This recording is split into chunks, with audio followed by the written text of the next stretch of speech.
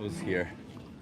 Neil Smith, Dracolome, Jake Lagatare, and Jennifer Rooney.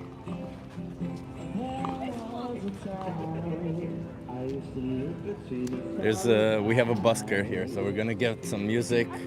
I hope the stream doesn't stop because of the street music, but if something happens, please write it in the chat.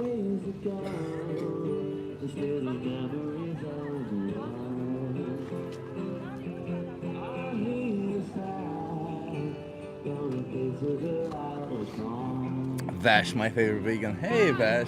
Hi. You wanna try a social experiment? Yes, of course. Are you okay being live for my YouTube channel? What's your name? Charlie. Charlie, Hi. nice to meet you. I'm Chip. So Charlie, how do you feel about the animals? I see you have a Good. Yeah, this is my dog. I bring him into the city. We're going for a walk and some shopping. What's the social experiment about? So it's about animals. Do you think that animals deserve moral consideration? And by that I mean that if our actions impact them, then we should consider their well-being. Sure. Sure. I think we should, per capital head, have like a standard set of nature we take care about. So for every person, you have to take care of 2 trees and 3 animals, for example. So everybody has to take care of a little bit of the surrounding for the whole thing to work. I don't necessarily mean taking care of them, but rather that if you're doing something that impacts them, then you should consider them. Yeah, always. Always, right? Okay. Okay, you're part of your surroundings, so if it's an animal or a person or, any matter, you should take into consideration and, yeah. Do you think this applies to all animals or just like dogs, cats? I think we're closer to mammals, of course. Yeah. And we can relate better to mammals. So for me, the mosquito's still the enemy.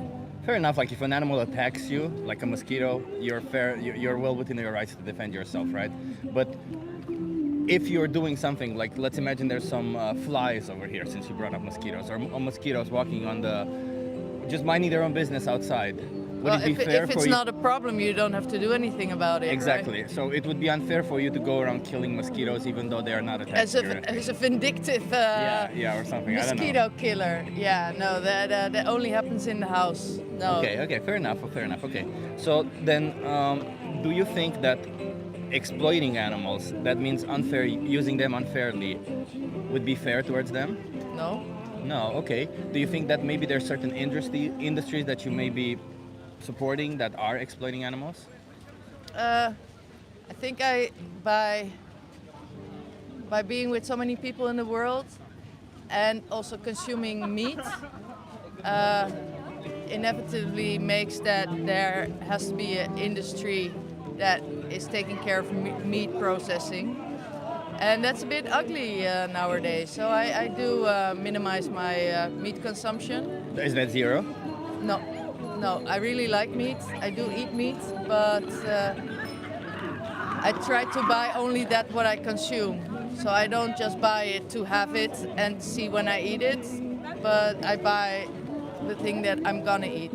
Do you think you need to consume any meat at all? I'm sorry for interrupting you there. I think it's not necessary. It's not necessary. So then if it's not necessary, then when you choose to buy an animal product, down the line you acknowledge that you are supporting the exploitation of one animal, the violence towards one animal, right? No, it's not that I'm supporting it, but I mean, yeah. you're paying money, so it is a form of Yeah, support. in that way, you support, you maintain it. That's true. And in that sense, there's also in me some hypocrisy. That's where I want both things. I want to enjoy that meal that contains meat, while I also enjoy other foods. But yeah, it's in my system. I'm used to eating meat, and I really enjoy eating meat. But the hypocrisy is that you also want welfare for other beings. Speaking of which, Where is he's getting lost. Yeah. Okay. Go. Let me give you. Is he coming back? I think he lost me. I think he all of a sudden thought like I have to look for then her. go. He I looked want like, to. oh, where's she? No, then go. That's no point. Watch the menu. Just scan this QR code and watch the menu. Okay. All right. Well, it's cool that you're doing this and raising some awareness on what we're doing. Yeah. Okay, Yeah, I'm gonna. yeah, go. Her dog ran away, so just like recently, I'm surprised that she isn't more alerted. I would be like, holy shit, I gotta go. It's kind of weird, but okay. She was like, we'll see. Hey, it was Mel and Steve here. Hey, Mel and Steve, nice to see you here. Yeah, hit that like, everybody. Come on, let's get those numbers up and rolling. Let's get this stream going. It's been a while. I actually had a really good question to ask people, and I said, I'll write it down. I did not write it down, of course, because I'm like, I'm gonna remember it. That's okay, that's okay. I said I'm gonna write it down. Forgot to write it down. Well, not didn't forget. I said eventually, oh, I'm gonna remember it. I do not remember it anymore, and it was a very good question. But it's okay because I remember how I got to that question. So when I get back home, I'm gonna go down that course, and maybe I get to the question again, and this time I'll write it down. Some dogs are trained; they don't need a leash. Yeah, her dog wasn't definitely not on a leash, but somehow he lost her. That's what she said. I don't know. Hey, Erwin, nice to see you. You guys want to try a social experiment? Oh, it's been such a week, everybody. Such a week for me. I can't even explain just how insanely full it has been. I don't even want to call it busy because I'm like, it wasn't really necessarily busy with stuff. It's just full with stuff.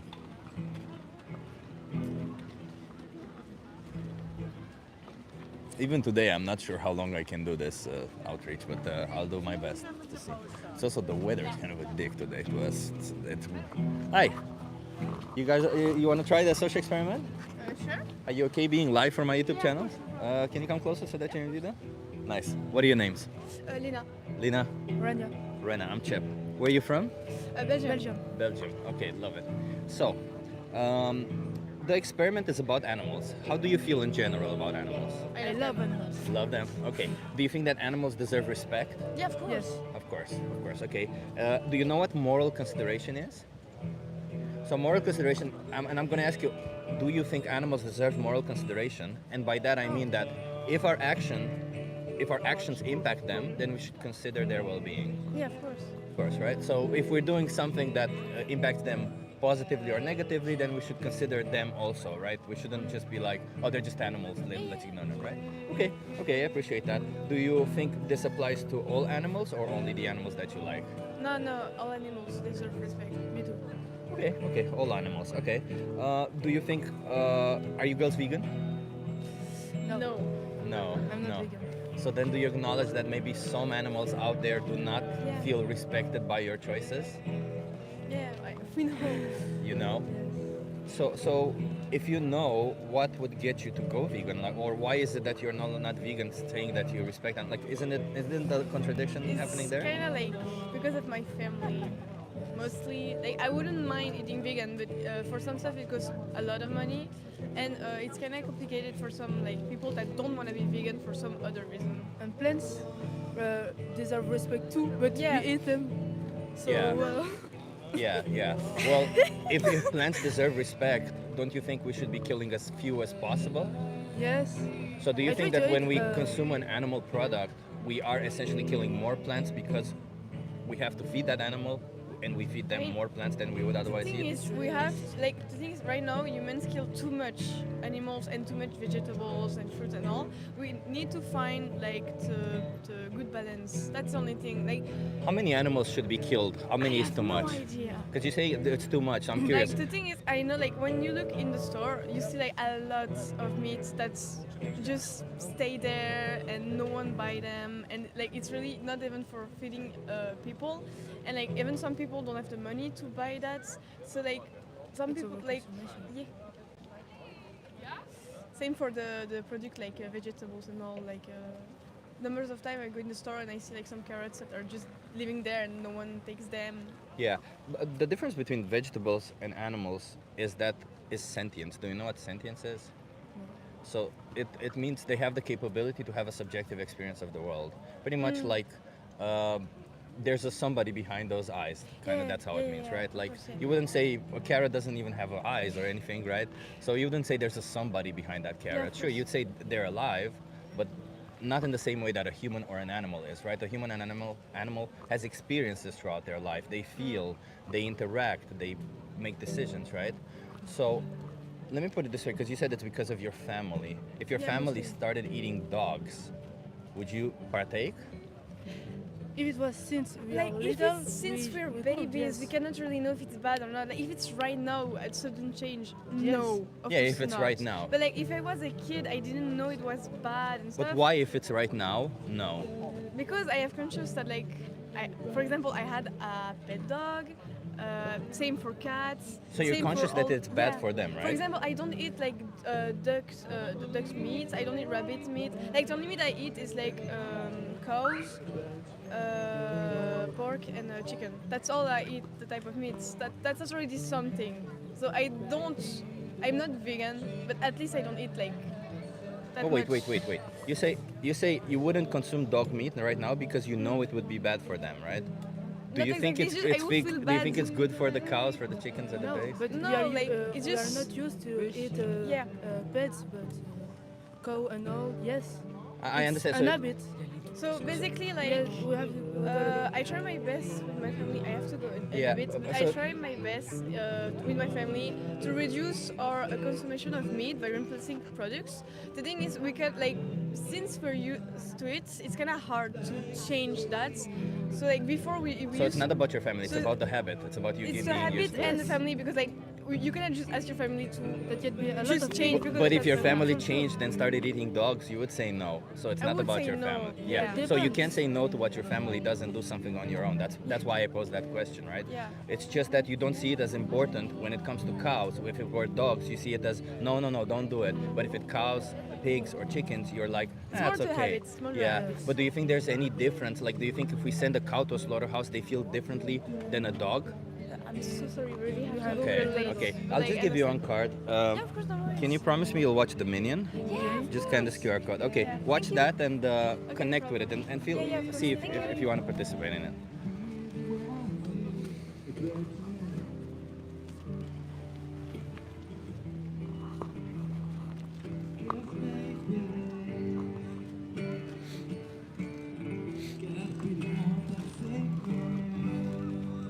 Runners.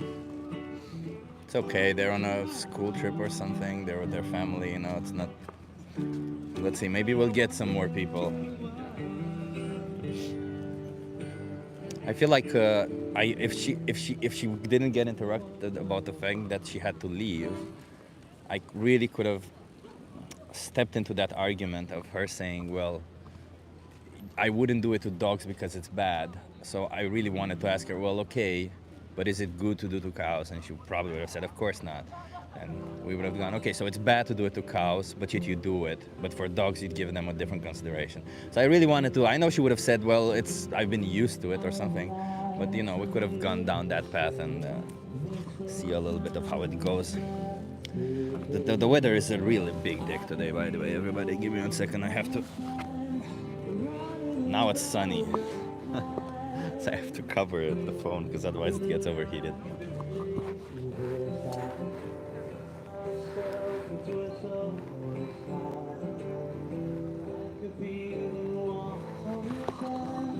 I put a cap on the phone also. You may not see it, you cannot see it.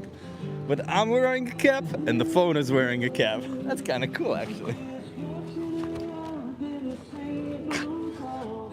They don't tell you one of the pitfalls of having muscly arms is that it's difficult to remove articles of clothing.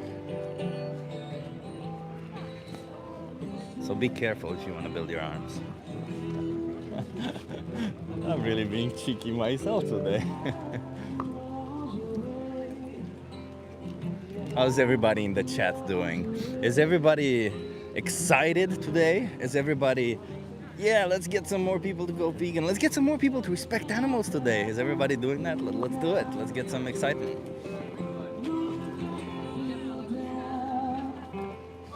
Renee, I appreciate you being here.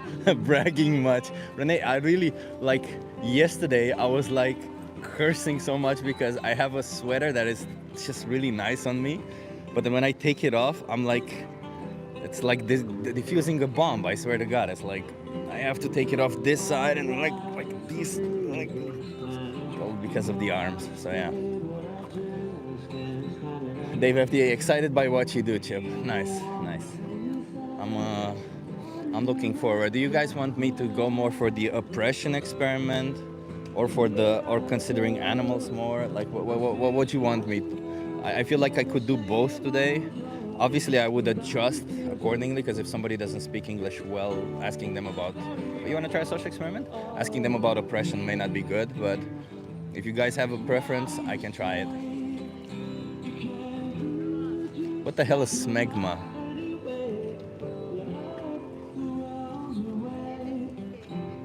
Nice physique. Thank you. I actually lost 1.5 kilograms because I was sick. But my strength in the gym is the same, so I'm guessing I didn't lose muscle.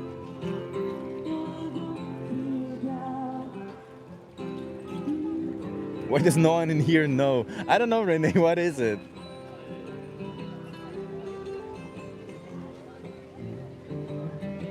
Is it like, isn't it, it reminds me of, is it like, I don't know. It's a combination of Sigma and something, I don't know.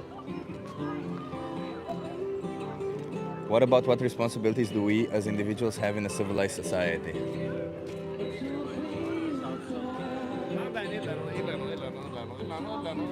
You want to try a social experiment?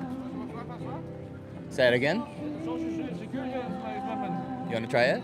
I have no idea what it is. I just ask you some questions, that's it. Okay. Are you okay being live for my YouTube channel? Are you okay being live for my YouTube channel? I am all right. Can you come closer to the interview? What's your name? What's your name? My name is Glenn. I'm Chip. Nice to meet you. Where are you from? I'm from Denmark. Denmark. Okay. Minima Glam, you said? My name is Glenn. Yeah. How do you feel about animals in general? Animals are beautiful. Beautiful. I need to protect them. I always say hello to the pigeon. Yesterday, I was walking by this pigeon by the bakery, and it was just standing there looking all cozy and nice, you know. And I was like, oh no, I can't ruin that. I know I'll get scared if I get too close. So I was like walking around it, like, should you like, and then like, you know, passing it, and then like, you know, like, and then I was just sitting there like, who is this guy? And then I went in and I had a croissant, you know. Sounds like you care about animals. It's the driest croissant ever, but yeah. Oh my god, yeah. Do you think that, because you said you care about, you love animals, you like animals, you care about animals, as far as I see. Is it just pigeons or all animals? All animals, All man. animals. Spiders, like everything, you know. Like I'm like, oh my god, man, he built such a nice home here, you know. I can't fuck that up, you know. Like I'm just gonna give it a lot of space, you know, like, or her, you know. You never know. I can't really see the tiny genital on them. Do you think that animals deserve moral consideration? And by that I mean that if our actions are impacting them, then we should consider their well-being. Of course. Of course, okay. Of course. Do you think that this applies also to the animals in animal agriculture, the animals that we farm, the pigs, the chickens, the cows? In a way, yes, you know, like in the old days, you know, like we would take care of them, you know, like they would be our friends. But then at some point we would have to butcher them, you know, like just part of like our survival as well, you know, like we need our B12 and all that, you know. But do we need to do it nowadays? And I mean, I don't know the full science of it, you know, like, but I do like meat, you know. So if I told you that we don't need to do it, I'm a certified nutritionist. You can find empirical data. You can look it up online. You don't have to trust me on this one. But Yeah. let's start on the premise that we don't need to consume any animal products. Then wouldn't you say when you make a choice to consume an animal product, you are disrespecting that animal because you are taking their life away, because you are paying for them to be exploited I and mean, slaughtered? the way it's going right now with like the global, like everybody needs it and they put it into a factory thing, you know, like that's bad. I don't like that. So wait, factory farming is bad. Yeah. Why is factory farming bad but regular farming good? I mean, like, if you like give them a good time and all that, you know, like, and you treat them with respect, you know, like, it's just like part of like, you know, like the nature, like a thing, you know, like in nature, you know, the lion, it goes and it eats like a fucking. But in nature, a lot of awful things happen, right? That doesn't give us the right to do ourselves awful things. But I mean, like, if you look in the animal world, you know, like humans, they do all kinds of fucked up shit, you know, like. But if you look in the animal world kingdom, you know, like. All tiny animals have these like weird like mating rituals, you know, which are fucked up as well, you know, like fucking what is it like the scorpion? But does that matter? Like, The because sc- we're in a position. I'm sorry for interrupting you there. Because like we're in a position where we can choose to not be like that. We don't need to consume animal products. So we're in a position where we are doing it because we want to. No animal on this planet does it because they want to. They do it because they need to. I mean, not fully, because you also have walruses that rape penguins and shit like that, you know, like. Yeah. Well, So they either way- actually do what they want also, you know. You have penguins who suck it off on each other as well, have homosexual relationships. They don't need to do that either. Either way, you would recognize that they probably don't know that what they're doing is wrong, whereas we do, right? But the delfinos, you know, like. Dolphins. Yeah, the dolphins, yeah. They are super smart. They are insanely smart. They do it because of enjoyment, you know. So there is a mix. So maybe dolphins are just as much dicks as us, but that's not the point. The point is that regardless if somebody else is a dick, right? Does that give us a moral justification for us ourselves to be violent or exploitative towards somebody? Like, let's just we can't imagine. control people, you know. There No, are but so you can many control different what control- you do, right? Yes, So but- how do you morally justify paying for animals to be put into slaughterhouses? There is a mixture, you know. There is a mix of doing right and doing what you want, you know. Everybody has their different kind of balance in world, you know, and we can't fully control that. You probably want to like be 100% protective, you know, only go for the vegetables and like nutritional But stuff. how is that giving them moral consideration? Because you're essentially saying, I don't really care about their life, their No, whole I'm not existence. saying that. I'd rather kill them I'm not and saying eat them that. because I like the You're taste being of their flesh. totalitarian now in that comment. I'm not saying that. But when you consume one animal product, right? Let's assume you buy a sandwich that has an animal product Yeah. within it. One innocent animal was exploited and slaughtered for you, Exactly. right? So do you think that to that innocent animal, they felt respect, love, or anything because you made that choice? Can't control everything, bro. You can't control the whole world. If we had But all you the can money, control what you're doing. yes, but we can't control like what other people do. like Doesn't that. matter. How do you like morally right, justify? like how right can you now, say- you're trying to convince me of doing No, what no, you I'm want just me trying to to do. understand. I'm trying to understand your logic because in your logic you say I love animals, but Yeah. also in your logic you pay for animals to be exploited and slaughtered. I mean, I can't control If everything. I say I love women, but then I go around paying Like, for women to you be have to- exploited and bro, slaughtered, you have to would I live- love women? Bro, you have to live in the now, you know? If I see something happening here, if I see something bad happening here, I'm gonna do something about it, you know? But what has happened in the past, I can't do anything about it. Like, you also have Yeah, to think, wait, but going wait, forward, you know that when you wait, pay wait, for wait, an wait, animal wait, wait. product, you pay Yeah, for yeah, yeah, I get exploitation, it, I abuse, get and it, I get it. slaughter. But also, you also have to think, this animal, regardless of how its life was sacrificed, also plants, vegetables and shit, you know? It was sacrificed, you know? Are you just gonna let it spoil? Are you just gonna let it die? Are you Yes. gonna take it into you and then put it into nature? Well, the problem isn't you taking into it. The problem is that when you buy an animal product, that indeed an animal died for it. Yeah. The supply and demand system that we have in place means that another animal will get exploited and slaughtered because of you. I get because it. You're, I get because it. you're a distinct choice. I get it, but like that So system. how can you make a choice like that when you say you but love the sy- animals but the while at the system- same time but the paying s- for them the to be system- exploited and slaughtered? The system is already rolling, bro. No, can't- but you I don't have can't- to support the system, I do you? can't just be like, okay, I do this, you know, like, so now, like, everything is gonna be like, you know, like, they've been trying to do this for so fucking many years. Those people, they don't give a shit. They just need money, you know, like, they sacrifice the And animal. you give them money. They sacrifice everybody. them money to not give a shit. Everybody gives them money. I don't. Do you buy, like, do you buy almonds? No. What do you buy? What kind of food do you buy? Doesn't really matter because I don't buy for animals to be exploited. No, but you're only thinking about the animals now. You also have to think about the fucking plants, the agriculture, you know? They make these huge farms for agriculture, then they destroy all these tiny, beautiful flowers that used to grow between them, you know, because of pesticides and shit like that, you know? Like, So that's would you just say as that's bad? That's just as bad, bro. It's just as bad. Okay, so then if you found out that most of the crops we grow, 80% of the crops we grow for food, we grow to feed the animals, that means that when you buy an animal product, not only you exploit one animal, you also pay for this other horrific thing that you say, killing the flowers, killing everything Everything is in between. horrific, bro, man. Not everything is horrific. When- and if you know unless- that you're paying for something Un- horrific, you should change. unless you buy from like a small time farmer, you know, like somebody who just goes around and cozies around with it, you know, like All animals are exploited regardless of the when farm you go size. into the supermarket, regardless of what you buy, you support all these systems, not just for animals. I don't support animal exploitation. No, but you support the exploitation of like destroying beautiful tiny flowers, you know, You by do buying. that more by buying animal products. No, man. You also do that by buying your fucking Yeah, vegetables. but I and fruits. minimize it. I minimize it as much as I possibly can, right? That's also good for you, bro. But you do you know. I do me. Everybody do themselves. No, wait. They find their would you say balances. the same thing if somebody were to be exploiting and slaughtering dogs? If somebody was to be bringing yeah, dogs to life yeah. for the sole purpose of killing I them, cannot control what they do in and you different would say cultures. they're acting morally. I can't control what they Would do. you say, are they acting morally? I think morally can be very subjective also. Would, according to your values, Yeah. would that individual who's breeding dogs into existence only to exploit and slaughter them, would I they think, be acting morally? I think you're being very totalitarian. According to your own values, would an individual who is exploiting and slaughtering dogs... would This they guy be is a acting funny bro, morally? man. Dude, don't touch the microphone, please. Please don't touch the microphone, okay? You can try to be respectful. I'm trying to be I respectful. am being towards you, respectful, okay? man. You're No, trying so to I'm force asking me you a to say question. something, I'm you know? asking you a question. So, Man, in the case... guys, this guy, he's fucked up. See ya. Perhaps you should stop being an animal abuser, okay? Jesus Christ. What the fuck is wrong with some people? Wow. I'm like... First of all, screaming in my ear.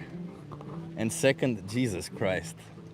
So there you go, everybody. If you consume animal products, that's who you are aligning with. A person who cannot possibly answer a single question. A person who, when you put the right question and ask them, they're afraid to answer it because of the repercussions. Because they know they would have to admit that they're wrong in what they're doing. He acted like a child. Exactly, Utops. He acted exactly like a child. Very well put. Actually, you know what? The two girls that I was talking to right now who were children were acting more mature than he was. So yeah.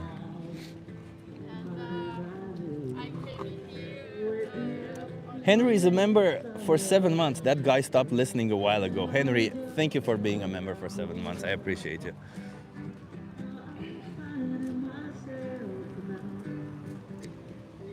I don't know. You said I knew when he came up with his Captain Jack Sparrow walk that it was going to be a mess. I don't know. There's people who I stop judging people based on how they look or what their attire is, because I just always end up being wrong when I do that. So yeah, I was calm, was collected. I really didn't like when he started touching my mic.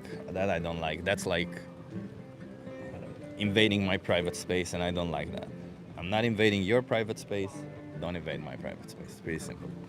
Can you try focusing on speciesism? Yeah, let's try focusing on speciesism on the next one. I'll start with discrimination and then we'll go to speciesism.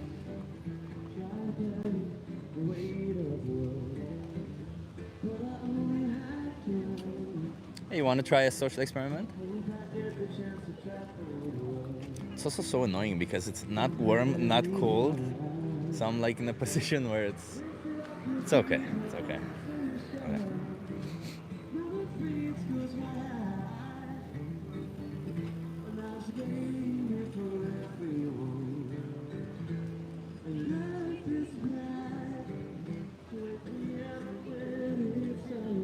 Oh yeah, Avicii. Rest in peace. Hey, you want to try a social experiment?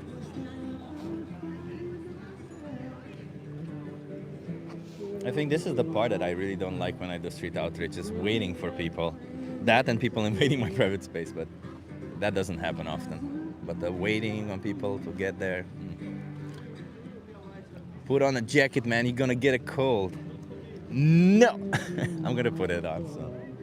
Just waiting to see how people come by and wanna have conversations. You guys wanna try a social experiment? Ask you some questions.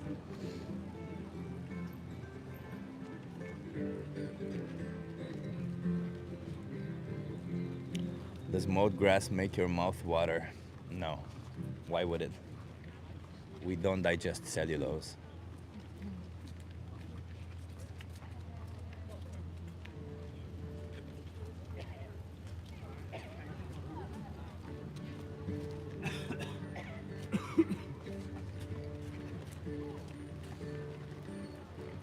Sure look like you've been well fed on the fields. Yeah.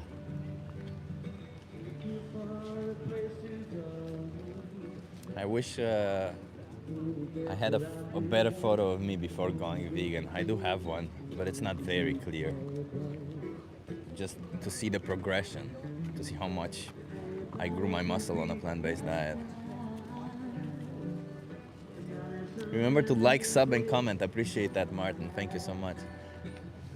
You guys want to try a social experiment? Don't want to put my jacket on.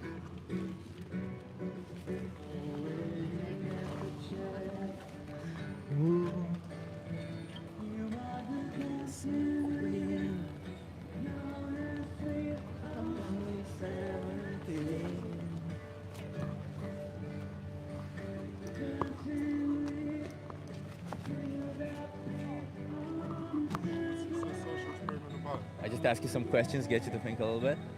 And I'm live on my YouTube channel. Are you okay being live on my YouTube channel?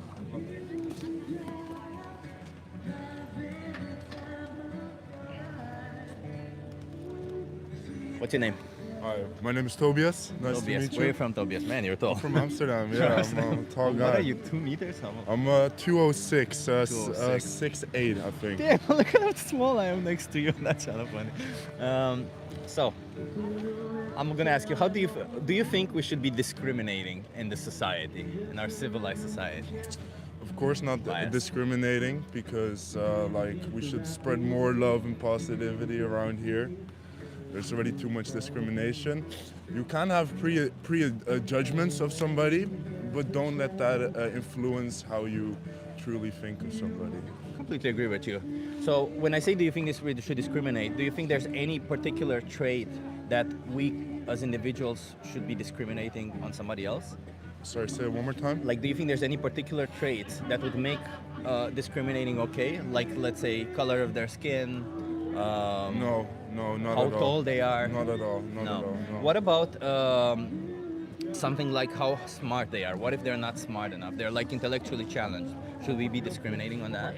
No, because like I don't know if people believe in God or not, but we're put here for something, and with stuff we can't help, like on the camera you can't see it, but I have a tremor, my hands shake, and the stuff we can't help, and being discriminated about it is just not fair, because a lot of things we can't help.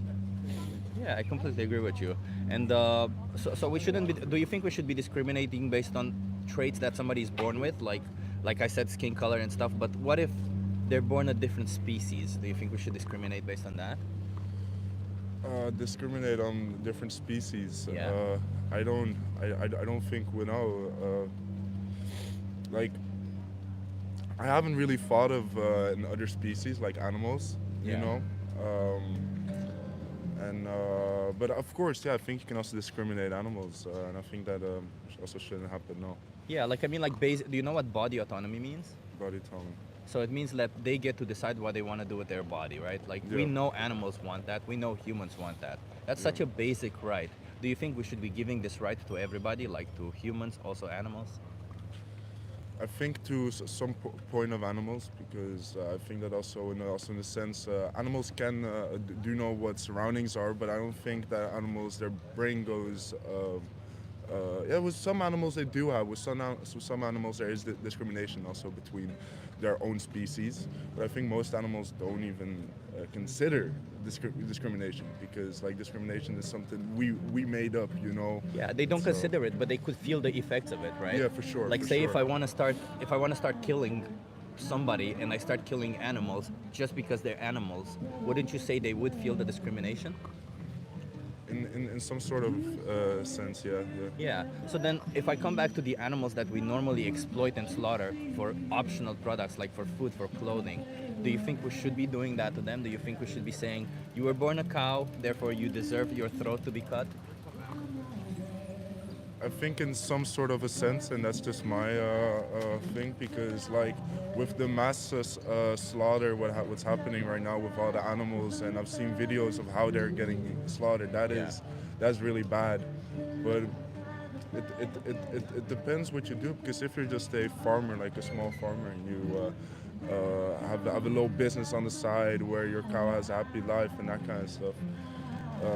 And then you kill it like in a way that it's also good for the animal, has no stress and that kind of stuff.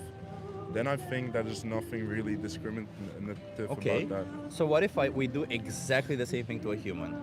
We have a small farmer who farms humans, they give them a good life, and at some point they kill them in a way that is not stressful for the person. Would that be fair towards the human? No, of course not. So then it would be discriminatory if you think it's fair if we do it to a cow, wouldn't it?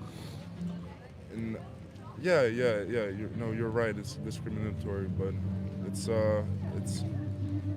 it will sound really weird. Maybe some people don't think how I think, but it's something that sometimes happens, you know, with life. Life can't be fair. Also for me and for all other people, animals as well. I understand life can be unfair, that is true. But we as beings who make choices, who make decisions, we don't go around making life unfair for others, right? No. So if we have the choice between making life unfair for somebody or life fair for somebody, don't you think we should be choosing the one where it is fair, not unfair? Yeah, for sure. But too bad we're not living in a world like that. We don't live necessarily in a world like that where everybody does that, but you could be the one who is acting fair, right? I know. Yeah. Like I understand. Yeah, so you could be consuming a plant-based diet for your diet, so no need for animals to die for you. You could be wearing clothes that don't necessarily come from animal skin or something like that, right?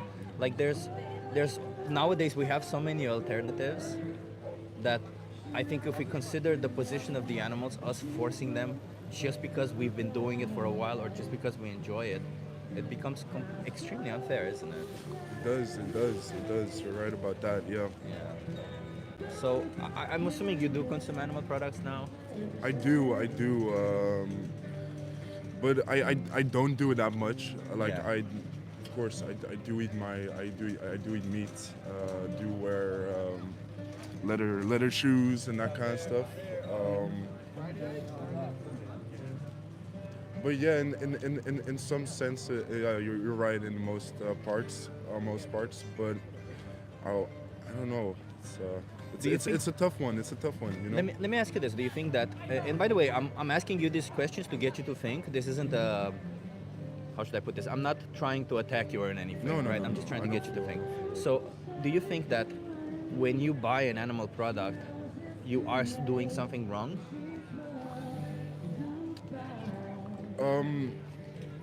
If you think about in a sense you could think you're doing something wrong because you're buying it from an animal who got his life robbed, and how you can also put in some form of discrimination that because that one is food for me, it deserves to die, which it doesn't, because everybody every life form as it deserves to live. Exactly. But if I buy leather, it's weird, but often I don't stand still by that. And yeah, like You can buy vegan leather, by the way. It's just as good. It looks the same. Yeah. It's just as good. Yeah. I have some leather shoes like yours. They're made from vegan leather. No problem. Yeah. I just think I'll still be buying like real leather, and sometimes eating meat. Like the eating meat part, I could really stop. Like that's So then not why a not problem. stop? It's not a problem.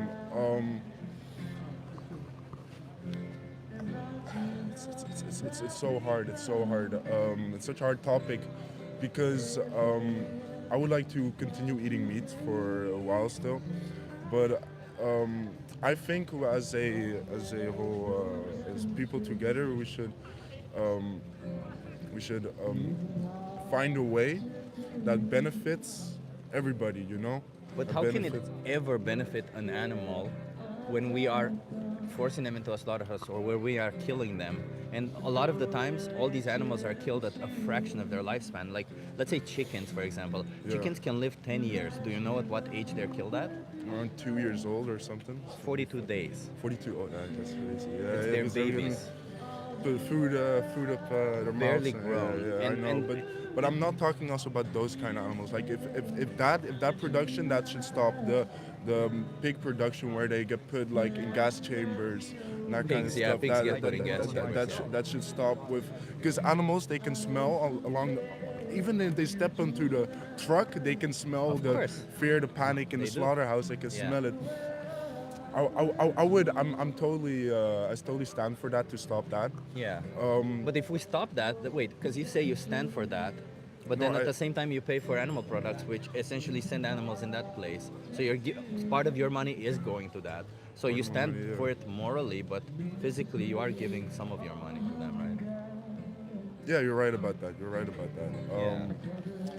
By the way, I appreciate your honesty and Yeah. I don't meet a lot of honest, open people, and that's cool to see. Yeah, no, it's also sometimes good to be honest because they can also put you in a vulnerable place, and a vulnerable place can sometimes be good. And Exactly. as I see, because you also have the would you save? Who would you save? A would you pig and a save? dog is there. And I think the people also who are watching, also a lot of them also feel the same as you. Yeah, also yeah. think the same.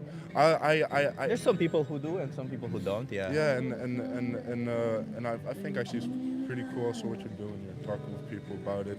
Yeah, but it only matters if people actually get to make changes because, like, unfortunately, we built a society where we don't see this. We don't see any of the horrors that, like you said you saw some videos of it. Yeah, I've but seen that videos. Yeah. all those videos, they're usually shot in secret because these industries have a financial interest to not show you what's Exactly, going on in there. exactly. They do that same with you buy clothes from Shine, Exactly. or from Alibaba.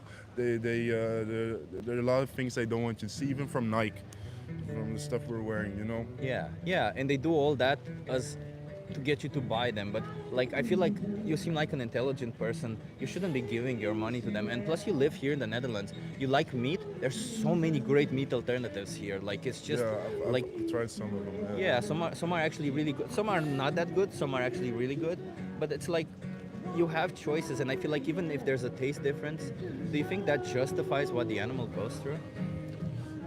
No, not at all. But I don't know. I think it's really weird because I think also a lot of people also eat meat. They, of course, they do care about the animals. They do care about the animals. But just the consumption. I don't know. Yes, some people still keep doing it, and even though it's bad for the animal. Yeah, like I feel like a lot of people on in this country, in this planet, a lot of people are pretty unaware, or they kind of know that the animal gets killed. They form this. A lot of people don't stand still on that, because I can also say for myself, because I went fishing in America for a couple times. Yeah. And I had to I killed their fish to eat it. Isn't that horrible that they asphyxiate to death when you pull them out of their water? It's like Yep. But then you give them a clean, fast death, like they, you love them. What? something like that, just so that they don't feel anything. They're just lights off, But you're still taking their life away from them, right? Like you Yeah, but wouldn't I'm- want I'm somebody doing to that- kill you just because, even if they do kill you in a way where you feel the least amount of pain, they would still be doing an injustice towards you if they killed but you. what happens with a lot of the animals, they get killed. A lot of their stuff, because they like a chicken gets killed only for its legs. The rest gets thrown away. All its intestines get thrown away. That kind of stuff. They use it. Just- They use it. They can still use it, yeah. But with a lot Sometimes of, they feed it actually to other animals. But go on, sorry. but I think in that sense of death there comes life again, because also because us humans, we don't have to eat meat. We can Exactly. survive on plant-based stuff. Exactly. But if you think of other animals, how is that different? How is that different that other animals, it's more normal for them to eat other animals? It's also taking life away. Yeah, but like the difference is that, as you said, we can survive without it, Yeah. right? So there's that. Most animals on this planet do not have that luxury that we do. One, and two, we know that what we're doing is wrong. Most animals are like kids. Kids don't really know if what they're doing is right or wrong. So you may see a child painting on the wall. It's not their fault because they don't know that what they're doing is wrong. Just like that, most animals, when they when they kill animals, they do it because they need to, and they do it out of hunger. It's an instinct for them. We as humans don't follow our instincts. If I get horny, I'm not gonna find the first woman and try to mount her, right? Oh, yeah, No, no, I'm sustaining some of my instinct. I know what to do is right and wrong, and I follow these rules in a society. But not just that, I also follow some rules that I myself have created, where I say it's wrong to do this to them. So I feel like if you say it's wrong, like you respect animals, or it's wrong to exploit or kill animals, I would say that you need to be vegan, because otherwise you are paying for it. Some animal down the line will be will not feel respected from you, no matter how you spin it, because they're brought into existence only to be used and then killed when they can no longer be used. Yeah, that's bad. That's bad. That's Yeah. bad.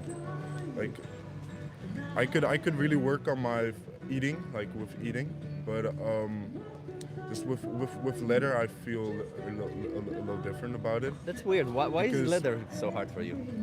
Because like with leather and other animal products, you can like products that comes from animals that you that you have in your clothes or whatever. Yeah. It's You don't have to throw away your clothes, right? No. I'm just saying, like, going forward, you could start buying vegan leather or stuff like that. I also heard that people buy secondhand leather, but how is that? How does that Theoretically, help? so theoretically, secondhand leather doesn't create more demand for animals to be exploited and slaughtered, right? But it does. It does We still. just still contribute to. It does perpetuate the same idea that wearing animal skins is okay. In a way, vegan leather could theoretically also say the same thing because people wouldn't know that it is vegan leather. But yeah, it's difficult to say, right? Like, I think my whole point is to try to no longer get animals to be exploited and slaughtered. So if you can make choices for yourself where you no longer exploit and slaughter animals, that's all you gotta do. You don't have to change what happened in the past is in the past. I consumed animal products. I wore leather. I'm the same. But at some point I changed because I thought it's hypocritical of me to say I respect animals. Like I don't because in like the mass animal production I don't support at all. Yeah. What I do support are like the local farmers or like if you are like for me when I went fishing, we had the idea we're gonna kill something to eat for dinner. Yeah. And then that's different because then we only, even though it's still bad because you're taking a life away, but we are only doing like what we know we're gonna eat because a lot of stuff gets thrown away and the mass killing, that kind of stuff. That's obviously a problem, but if you think from the perspective of the fish that died for you or for the animals that were killed, even if you choose to, Every time before dinner, I do pray. I pray for the food that's on my plate, for the animal that's given its life. For some people that won't change, but for me, I do feel better from the inside. Like, I understand give what a you mean, blessing, yeah. you know, give a blessing because, like, they're I don't know, it gives energy. I don't know. Yeah. you're clearly a compassionate person, man. I appreciate that. It's just, I think, like, you've been brought up into the same world I have been brought up. You've been brought up into a world where we see this as normal, right? Where we see it fishing, killing cows, sexually exploiting them to get milk out of them. And this happens on small farms, large farms, all of them. And we see it as normal. And obviously when we see factory farming, it feels so uncomfortable to us because we see the animal being treated like an object, literally. Yeah. They're moved from one place to the another. And we know they're not an object. But, you know, in small farms, exactly the same things happen. It's just not as compacted. You just don't see it, but they're still treated like objects. It's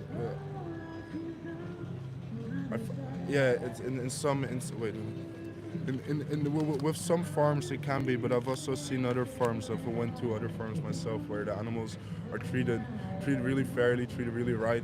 But you know? only see one day when you go there. You don't see when they, like, I stood in front of a slaughterhouse here in the Netherlands, and you see big trucks coming from like these factory farms, and then you see the small ones coming from local farmers. They send their animals to slaughter in a slaughterhouse, and it's like, it's the same thing. It's literally, to the animals, it's the same thing. It's so, like, there's even a study done on 3,500 dairy farms in Germany, and they measured the welfare of animals in factory farming versus small farms, and the animal had the same welfare in both, because while on one side you have more time with the farmer, like you said, a little bit more space in smaller farms, in factory farms they combat that by having regular veterinary visits. They have standard procedures put in place. So I'm not saying now that factory farming is good. I'm saying that factory farming is bad, but so is regular farming. It's just a matter of acknowledging acknowledging the victim, acknowledging the animal's perspective, you know, because obviously from our side we see it as, oh, it's not that bad, it happens in nature or whatever. But even in nature, the animals that die don't want to die. And if we can choose to not have them die, why not? For sure. Totally right about that, man.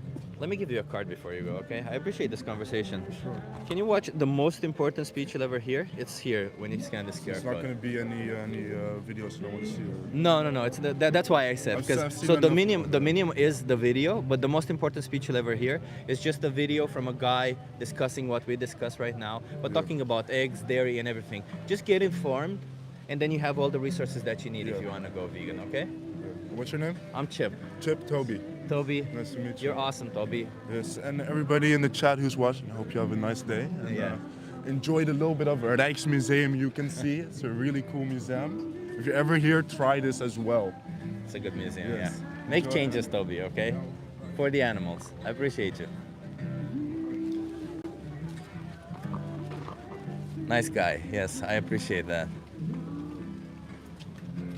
I appreciate it also, Toby, a lot. He was really tall. Did you guys see how short I was compared to him? He's 206. I like Toby. His tremor is cured. It's a miracle.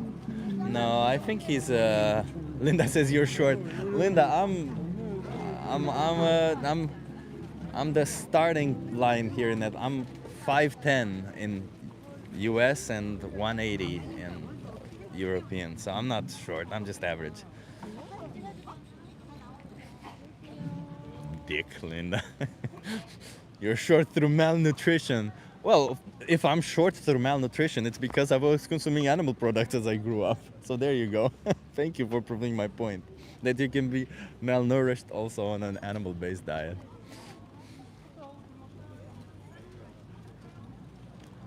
5'10" is manlet in Netherlands. Yeah, 5'10" is pretty. I'm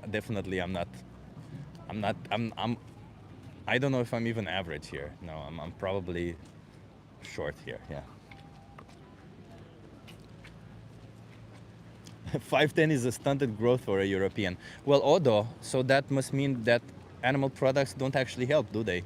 Because as I grew up eating animal products, and now I'm 37, you know, so I grew up for 25 years consuming animal products, both meat. I was even on a carnivore diet, and it seems like I didn't grow up. So, yeah, you have had bad eating habits for a long time, although, nah, man, nah. I've always been a healthy eater. I've always been a person who took care of what they eat.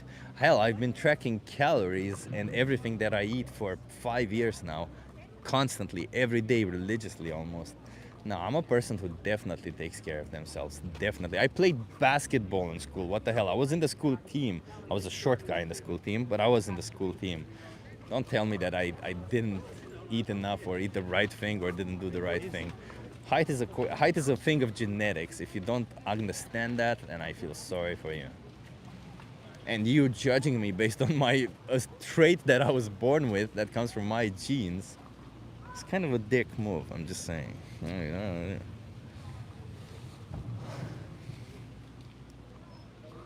The reason why Dutch people are taller than the rest of the world is still a form of genetics. It's because of genetical selection. That's the overwhelming theory. It's that the tall guys or the tall women have had a higher chance of mating. So therefore the height gene just perpetuated more and more. Do you take omega-3 supplement? I really don't want to choose chia seeds. Duck, I take omega-3 and omega-6 supplement. I take a multivitamin and the B12. B12, I have to take it even if it is in the multivitamin because I had the B12 deficiency when I was consuming animal products. I had a B12 deficiency and I had it so low that I had to take B12 shots. So I've been taking B12 since then, and after becoming vegan, of course, I still continue taking B12. And now I also take a multivitamin. And I don't take a multivitamin because I'm on a plant-based diet. I take a multivitamin because I'm a little bit older. Hello. You want to try the social experiment? Yeah, what is the social experiment? I just ask you some questions. Are you okay being live from my YouTube channel? Yeah, sure. What's your name? Omid. Omid, nice to meet you. Where are you from? I'm from England, but my mum and dad are from Iran. Okay. So Omid, do you think discriminating is discrimination okay? Let me ask you this.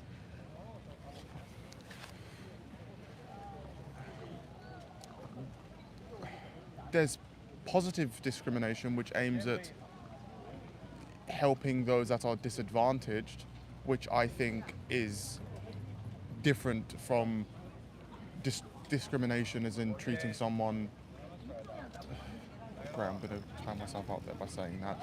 No, I understand what you mean. Let's put it this way. I'll make it easier for you. Do you think it's okay to be unfair towards somebody because you judge them based on characteristics coming from their DNA, like height, like skin color, like stuff like that? I look at more socioeconomic, material factors. For example, you had affirmative action in the US, you have widening participation in the UK, aiming at helping those that are socioeconomically, like materially disadvantaged. Yeah.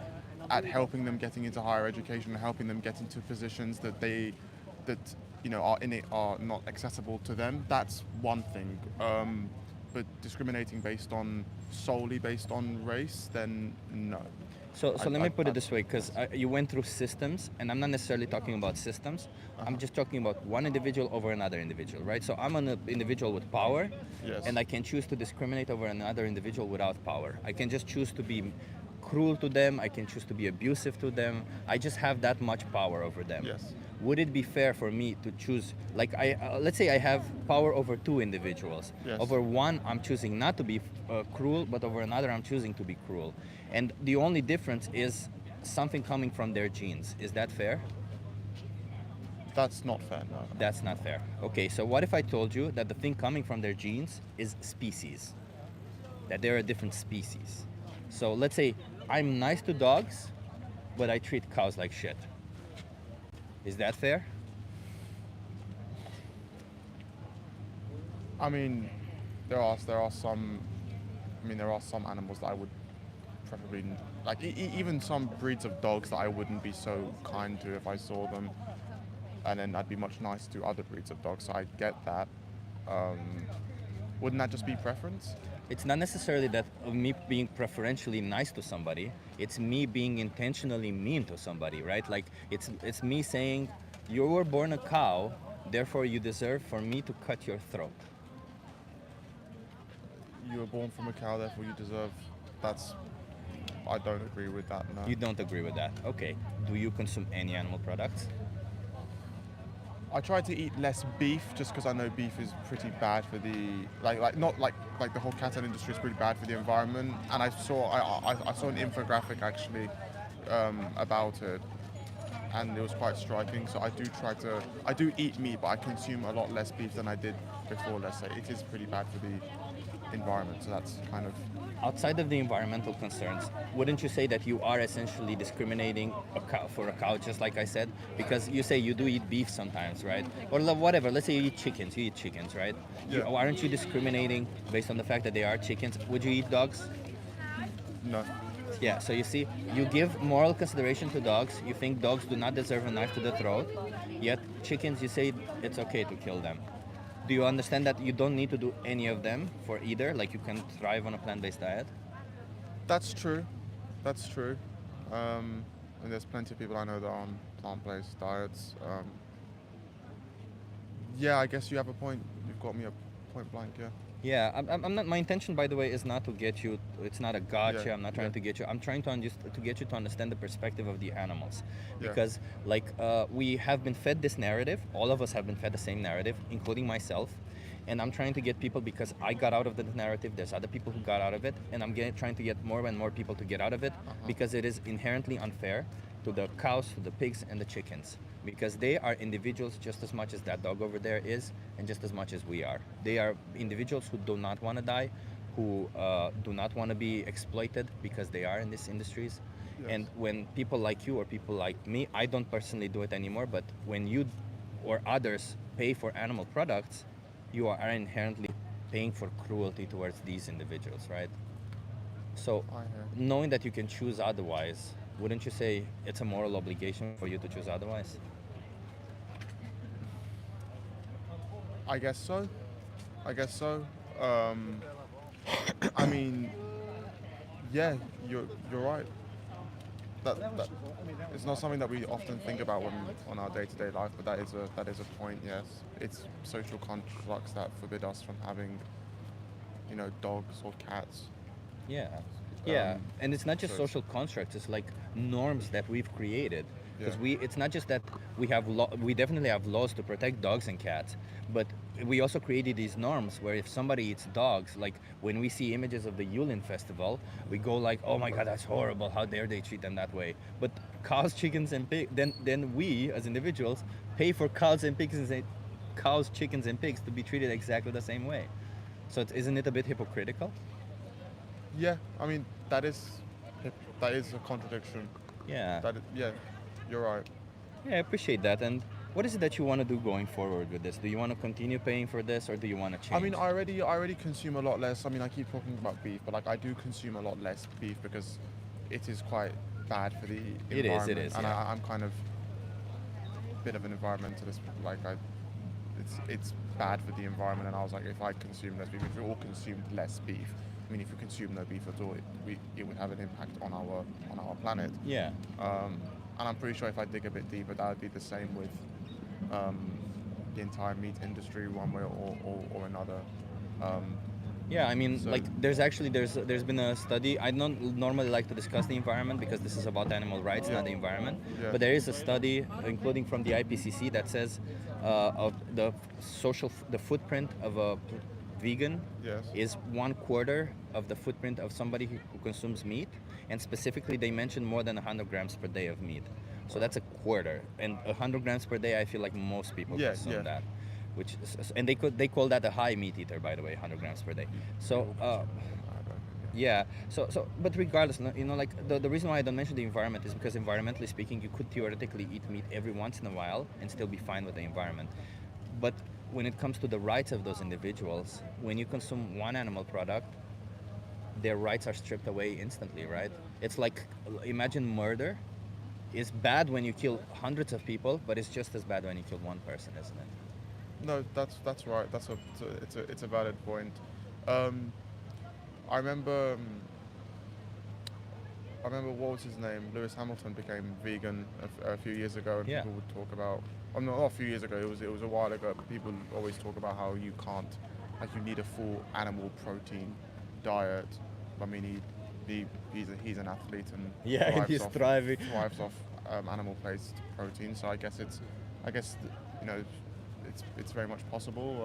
I would say it's nowadays more and more athletes are becoming plant-based because I think you may even have an advantage, especially when it comes to like endurance. I Yeah. myself am a power lifter, not nowhere near like an athlete. I'm just like I do it for my pleasure. Let's put it this way, as a hobby. And I felt the difference switching to a plant-based diet. I felt definitely more endurance in the gym. Like after a whole workout, I'm like, okay. I used to be like, oh, I'm so tired. See, so there are health benefits, there's environmental benefits. The reality is not just that there are benefits, there is no benefit on this other side of consuming animal products. But the worst part of it is the animals that, like from their perspective, it. it's just yeah. it's just gruesome and There's cruel. there was a vegan activist in the UK. I forgot his name. Joey Carbstrong. Earthling Ed. Earthling Ed. oh, Earthling Ed's amazing. I bumped into him years ago now, and I remember he said something very similar to what you're saying, and it kind of left in my head, and I was thinking about it. But it's good to be reminded of this. But let me ask it this way, because you're right, it's good to be reminded of this, and you seem to have the right values in place. But if I say I respect women, but then I go around killing women, am I respecting them? No, So what we say matters, but what we do matters matters more. Yeah. So you clearly have this logical understanding that we need to respect animals, but your actions say otherwise.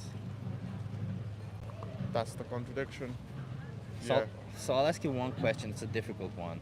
Yeah. How many more animals should be exploited and slaughtered for you until you make a change? Ideally, hopefully none. Gotta go vegan for that, man. I appreciate that answer. I really appreciate it. Let me give you a resource. What was your name again? I forgot your name. Omid. Omid. I'm Chip. Omid. Either watch The Minion or the most important speech you'll ever hear. You just gotta scan this QR code. All right, You have my YouTube channel and social media there. Perfect. One thing I gotta tell you, there's a thing there called Challenge 22. They hook you up with a nutritionist, they send you recipes every day, and they help you go vegan for free Okay. if you need help, okay? But promise me you'll watch one of those two videos. Yes, sure. I appreciate This it. is quite powerful. Yeah, I also thought that's why I usually give Alright, it to people. Alright, Have a pal, good take care. night. Bye, Ahmed. Nice guy. See, I appreciate intellectually honest people. He was really a nice guy. And he's like Earthling Ed. Hell yeah, Earthling Ed. One of the top animal rights activists. Actually, I kind of like his attitude. Me too. Thank you, everybody. Awesome conversations. I also thought it was good. I think the conversation really flows when people engage with it. I think the conversation really flows. But the minute when somebody becomes defensive, that's when it becomes like, we have to navigate. But when it flows, it just flows so well. It's also, I feel like this discussion on animal rights and veganism is such an interesting and nice discussion to have. Like, I wish when I wasn't vegan, that I met somebody and had a conversation like that, because it's just so, it's on top of the importance of animal rights and everything, it is a freaking interesting conversation to be had anyway in the first place. And I feel like if you engage with it, it definitely helps. Open-mindedness allows conversation to flow. Exactly. Get a job, Chip, says Sleepy Joe. Get a job. I do have a job. Hence why I'm only be staying for 2 hours now, because I gotta go back to my job. Defensive for you just means having a different opinion. What's wrong with that? Well, Cook, defensive for me means, as you saw, I don't know if you were here, when the person refused to answer questions for fear of acknowledging that what they're doing is wrong. Defensive means not engaging. Defensive means only sitting on your position and not engaging with somebody trying to poke at your position, you know? Because I have a position, you're right, but if you're gonna poke at my position, I'm gonna engage with it, because you know why? My position is strong. Because I believe in my position strong enough, and if somebody tries to make it differently, hell, I love that. I love being challenged. So yeah, we gotta challenge people on their position. And that's what being open means. It means they're open to the challenge. It doesn't mean that they listen. It doesn't mean that they listen to me. It doesn't mean that they have a same opinion as me or something. It just means that within their opinion, they're open enough to challenge their own opinion. Not me, but they themselves challenge it, because I just want to ask questions. That's it. I don't want to tell people what to do. I don't want to tell people how to do it. Hell, I would hate to tell people how to do it. I don't like that response. I don't like the idea of me telling people what or how. I just want to ask people questions so that they get there on their own. But if they are too stuck in their own opinion and they're not even open-minded enough to challenge their own opinion, then it's never going to happen, is it? Because they become defensive. And when I say defensive, I literally mean like, so this person is challenging my opinion. I'm sure that my opinion is wrong. Therefore, I need to fight so that my opinion is right, instead of acknowledging that your opinion may be wrong and try to accept the challenge. Like it means nothing. That's what we should do with everything.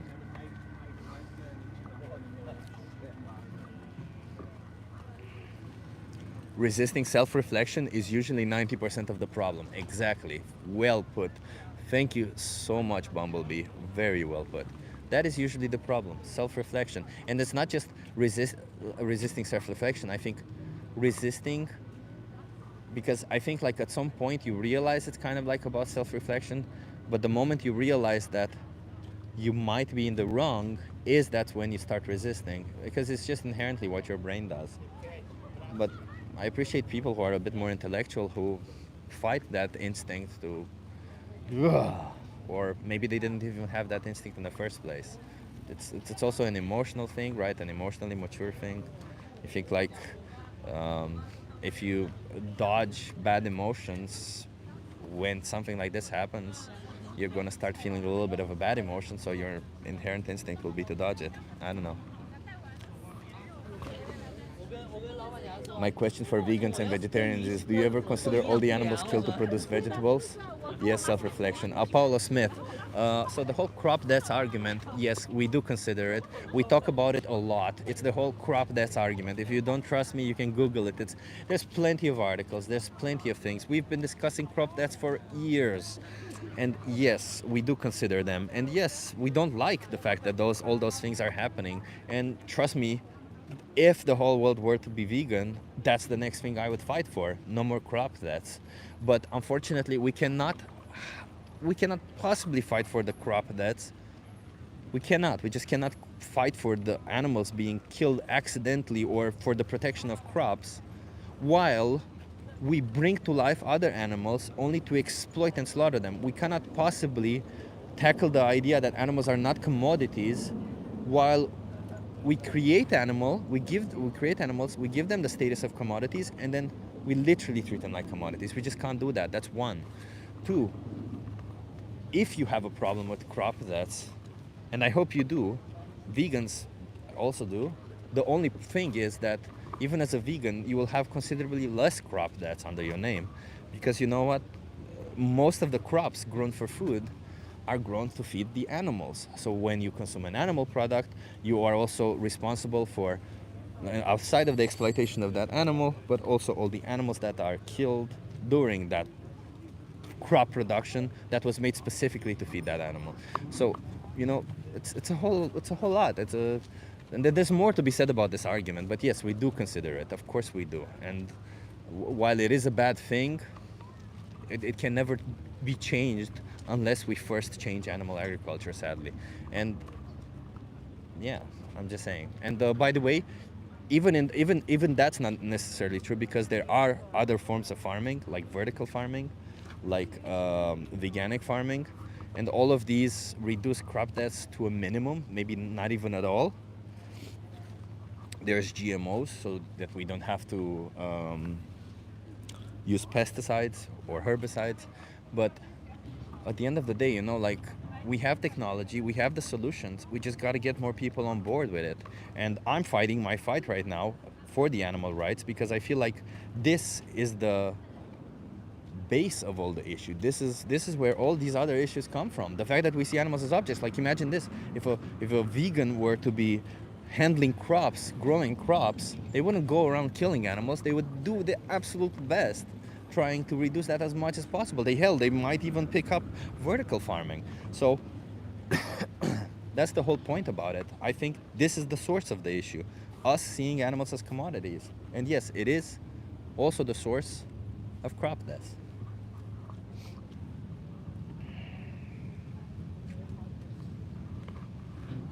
Yes, if crop farmers were vegan, they would improve practices. Exactly.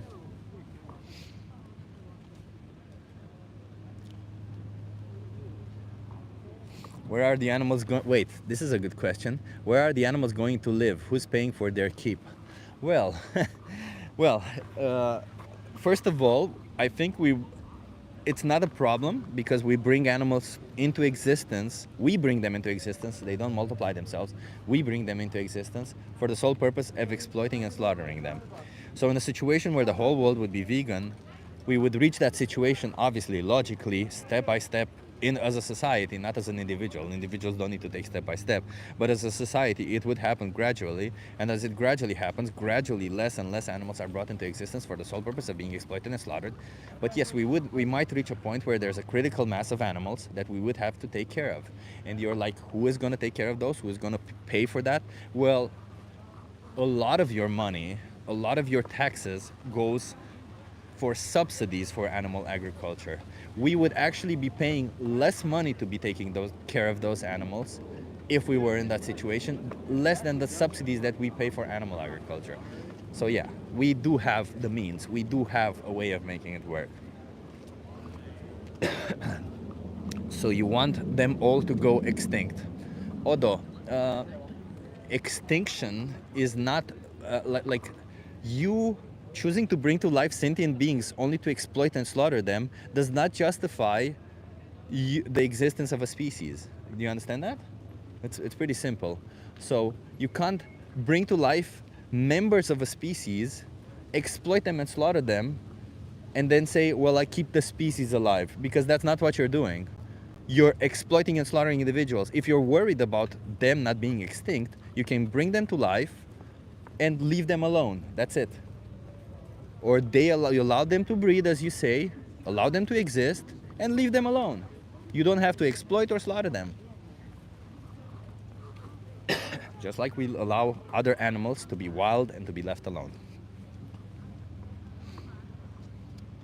So you are saying it's okay to kill plants are alive, but not animals. Both are alive. Well, lion, there's a difference between plants and animals, and that is called sentience. Sentience is an emerging property of brains. Sentience is essentially means that there's a somebody in that being. There's a somebody behind those eyes. There's a somebody who makes memories. There's a somebody who has experiences. There's a somebody who has emotions, who feels, who has desires, does not want to die, does not want to get exploited.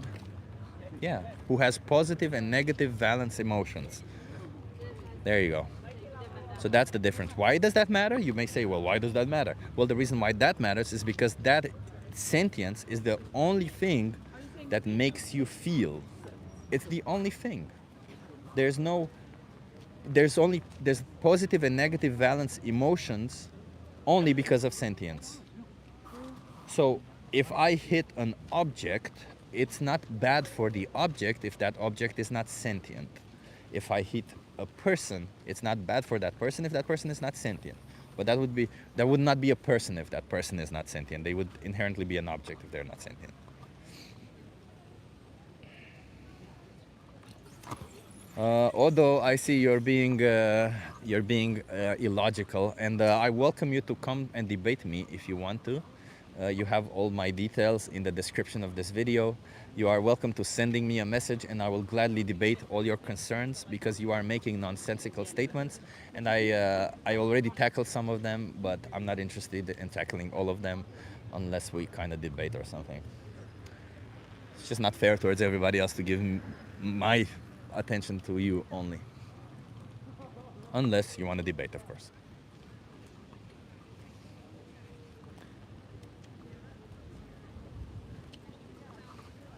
Lion, you can debate all day, plants are alive. Okay, thank you for not listening, Lion. I've already, like, you were here, I addressed your concern, I talked and I explained to you the difference is sentience, and yet you did not listen.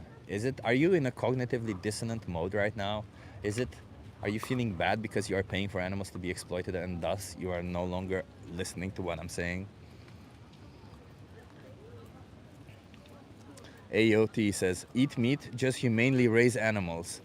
Humanely raise animals? Sure, it's humane to sexually exploit an animal, take away their babies from them, force them into slaughterhouses when you can no longer use them. Like, I don't know, you know, exploitation inherently means unfair. It's in their definition, and we are unfairly using animals. We are exploiting them. So no, there is no humane way to exploit animals. There is no. You said before you would take you talk about human issues. I do talk about human issues. I talk about abortion and LGBTQ rights. What do you mean? Talk about it often. I don't want to talk about it right now, but I do talk about it.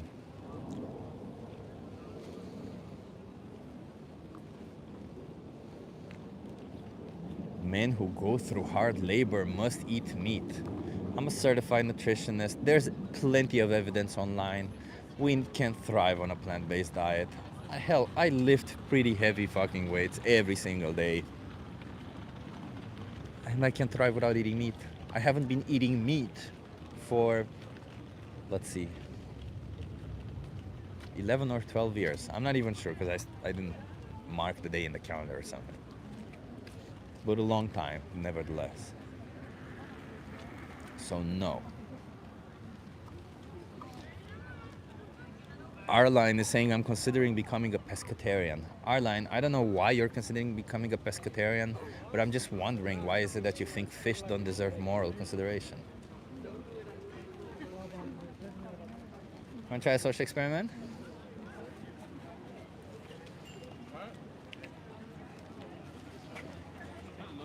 Hi. Are you okay being live for my YouTube channel? You can be off camera if you want. Okay. Can you come a little bit closer so that I don't have to? I'll tell you when you're not in the camera. That's okay. What are your names? Roland. Zora. Okay. So Roland and Zora. How do you feel about animals? I love animals. You love animals? Do you think that animals deserve moral consideration? And by that I mean that if our actions impact them, then we should consider their well-being. Yes. Yes. Okay. Do you think that this applies to only the animals like dogs or cats, or do you think this applies to all animals? I think it applies to all animals that can. There's a term for it, but I forgot the term. Where, what is it? It's beings that like they can feel fear, and they're Sentience? That's the Yes. one. Yeah. So all Yeah. sentient animals. Yeah. Okay. Okay. I appreciate that. Are you guys vegan? No. No. So then, I'm assuming you consume animal products. Do you think that the animals who are exploited and slaughtered for you are sentient? I believe they can be. Yeah. Yeah. They do have their own. I feel like same conscience as us, but I don't See, know. the thing is, we're Muslim, so what we believe is that the animals that we have here are used for that purpose. Like, are here for that purpose. But, like, the way that they're slaughtered is ethical, so we have to eat them in a halal way. Wait. I know what halal is, but before we go into the whole religion thing, is that the reason why you consume animal products? Because religion says you can? Yeah. Yeah? Well, yeah, because we can't eat pork, so we don't eat that. Okay. But let me ask you this, because you say it's, do you think it's how did you call it, ethical? Yeah. So knowing that we don't need to do this, right? Because we can thrive on a plant-based diet. Knowing that we don't need to do any of this, how is it ethical for us to choose to bring to life an animal only for us to kill them? It's a tough question. That is a tough question, but I don't know, that's just kind of where religion comes into it, because we've just been told to believe that they are there for like horses and cows and chickens and stuff. They're there for transport and doing those things for us. But even religion, we don't take it in isolation, right? Religion, we always take into consideration the context of the issues, Yeah, right? for sure. So why is it that we can't take into consideration the context? It's a little bit of fluff, Sorry. my bad. Yeah. Why is it that we can't take into consideration the context of this also? Because in the context where the prophet lived, in the context where all of these rules were written, they didn't have alternatives, but we do today, right? So maybe if they were to live today, they would say, well, maybe you shouldn't be consuming animal products, right? Because of the whole context of you don't need to. Like Yeah. maybe halal slaughtering, by the way, I don't think so. I'll just be clearly honest with you. I don't think halal slaughter is nice in any way. I think it's the worst way to kill an animal. So you think that... But we can go down that line and explain why. But regardless of how you kill an animal, the Yeah. act of you bringing them to life and killing them, I would say it's wrong if you don't need to regardless, right? Yeah. Do you want to talk about the halal slaughter, why I think it's Yeah. bad? I'm interested about that. Yeah, sure. So halal slaughter inherently implies saying a prayer, right? And then having a sharp knife. The animal doesn't see the knife, doesn't see the other animals, and then cutting their throat, right? Yeah. They still feel pain. But it's not really cutting the throat. It's like you kind of execute it in one go. Yeah, So, yeah. There's been studies. They still feel pain because pain receptors go through the spine, Yeah. not through the blood. They do still feel pain, but Yeah. I think it's the best way to do it, and like the best way to do it in a way that makes it healthy for us to consume as well, because then like you drain out all of the blood. I think bolt gun, like an electrocution, which numbs them, and then cutting their throat is better than just cutting their throat. But whatever, I think all of it is awful. Like Fair us enough. talking now, oh, it's better to kill them this way or this other way. Yeah. Reality, it's just bad to kill either way, right? Yeah. And I'm just like, knowing that we don't need to, as I've said before, wouldn't you say that, wouldn't you say, like, let me put it this way, would a compassionate individual choose for animals to be exploited and slaughtered for them? Like, if you have to, it's a different case, right? You're in a deserted island, You there's have no... to, yeah, of course. Yeah, The way I see it is just for veganism in general. yeah. Getting all of your protein and everything like that from just plant-based stuff, it makes sense, and we can live off of that. Yeah. But then the flip side as well, where I don't know, At the same time, pea protein isn't that great. Like vegan protein Everything is will not that have great. its Like I've downsides no though. because Soy even with, protein? like even like with me, because I try and take more protein in general, like try and to incorporate it more into my diet, I realize when I take it, like it makes me break out and stuff as well. So I feel like How much protein do you eat per day? I try to have 100. I eat 250 at least. Okay. Yesterday I had 350, but I eat a lot of protein. I'm like one of those people who's like, like I should stop eating so much protein. Really, it's unhealthy amount of protein. But like, obviously, if you don't like pea protein, if you have an issue with it, you shouldn't have that. But there's so many sources of plant-based protein. Like pea is just one. Most of the times I recommend people soy. Soy is the best one, but Yeah, like I do have vegan protein a lot, but I have it when it's something where like I feel like I can't eat as much throughout the day. So like I have it as almost like is it a substitute? Yeah, your take. But I don't think that we should just have that vegan plant-based protein. I feel like there is also things that we take in from like animals and other non-vegan foods as well. well, I'm a certified nutritionist. If it helps, there's data out there. Like there's the largest organization of nutritionists and dietitians on the planet. It's called the Academy of Nutrition and Dietetics. It's got like over 1,000 members. They're in no way a vegan or vegetarian organization, and they do make statements about diets that people follow in general. And they said that a plant-based diet is suitable for all ages and stages of life. It's suitable, but is it something like, is it the most Yeah, they complete. Yeah, you can utilized? thrive on it. That's the point. Yeah, you can be even an athlete on it. They also mentioned that an athlete, pregnancy, all stages of life, including all of these, if you want to. So it's just a matter of adjusting it. But I think like when you're an athlete or stuff like that, you anyway have to adjust your diet, Always, right? yeah, It's yeah, like it's not like, oh, I'm just gonna eat whatever. You always look out for what you eat as an athlete. So yeah, it's just a matter of making the right choices, I think. Like, let's put it this way: if I give you resources to help you with the diet part, because the diet part, how to do it, there's so many ways. You have ChatGPT, Google. Nowadays, it's easy to do it. The question is, do you see it as important to do it? Do you understand why it's important to do it? Yeah, Yeah. I think so. It's good food for thought. But it's, Yeah, good food for thought, but not just also for action. You know, Yeah. it's like. yeah.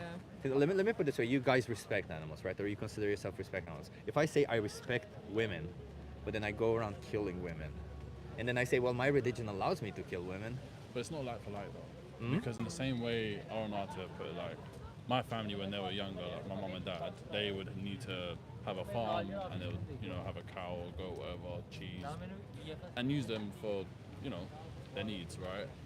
To sustain a family potentially. Yeah, but And it- nowadays it's no longer the need. That's no, the no, problem. no, Yeah. you are right. But just to go back to that point where we use the animals to then help sustain a family, whatnot, and then at the end of their life, it would also be used there. So I don't know. I'm going back to. But that's that not the sort of- case, by the way. You know that, right? Like, animals are not. We use animals. Like, let's go through dairy farms, because you mentioned dairy farms right now, Yeah. right? Do you know why cows produce milk in the first place? What? For their babies, right? They're mammals. They Yeah. produce milk to feed their babies. Yeah. And what I'm about to say is happens small farms, big farms. I come from Romania. Okay. I've seen it in the backyard of my grandma. So Yeah. it happens everywhere. So they have to have babies. Do you think that they get pregnant when they want to, or do you think farmers decide for them? Oh, they definitely decide for them. Yeah. It's called artificial insemination. The procedure most of the time it goes like either they keep a bull separate and then they let the bull with the cow. Yeah. But most of the time it's not like that, because that would mean having a bull on the premise, and only big farms have that. Yeah. Most of the small farms, especially, they buy the semen, they put the hand in the anus of the cow, hold their cervix, and they inject bull semen in their vagina.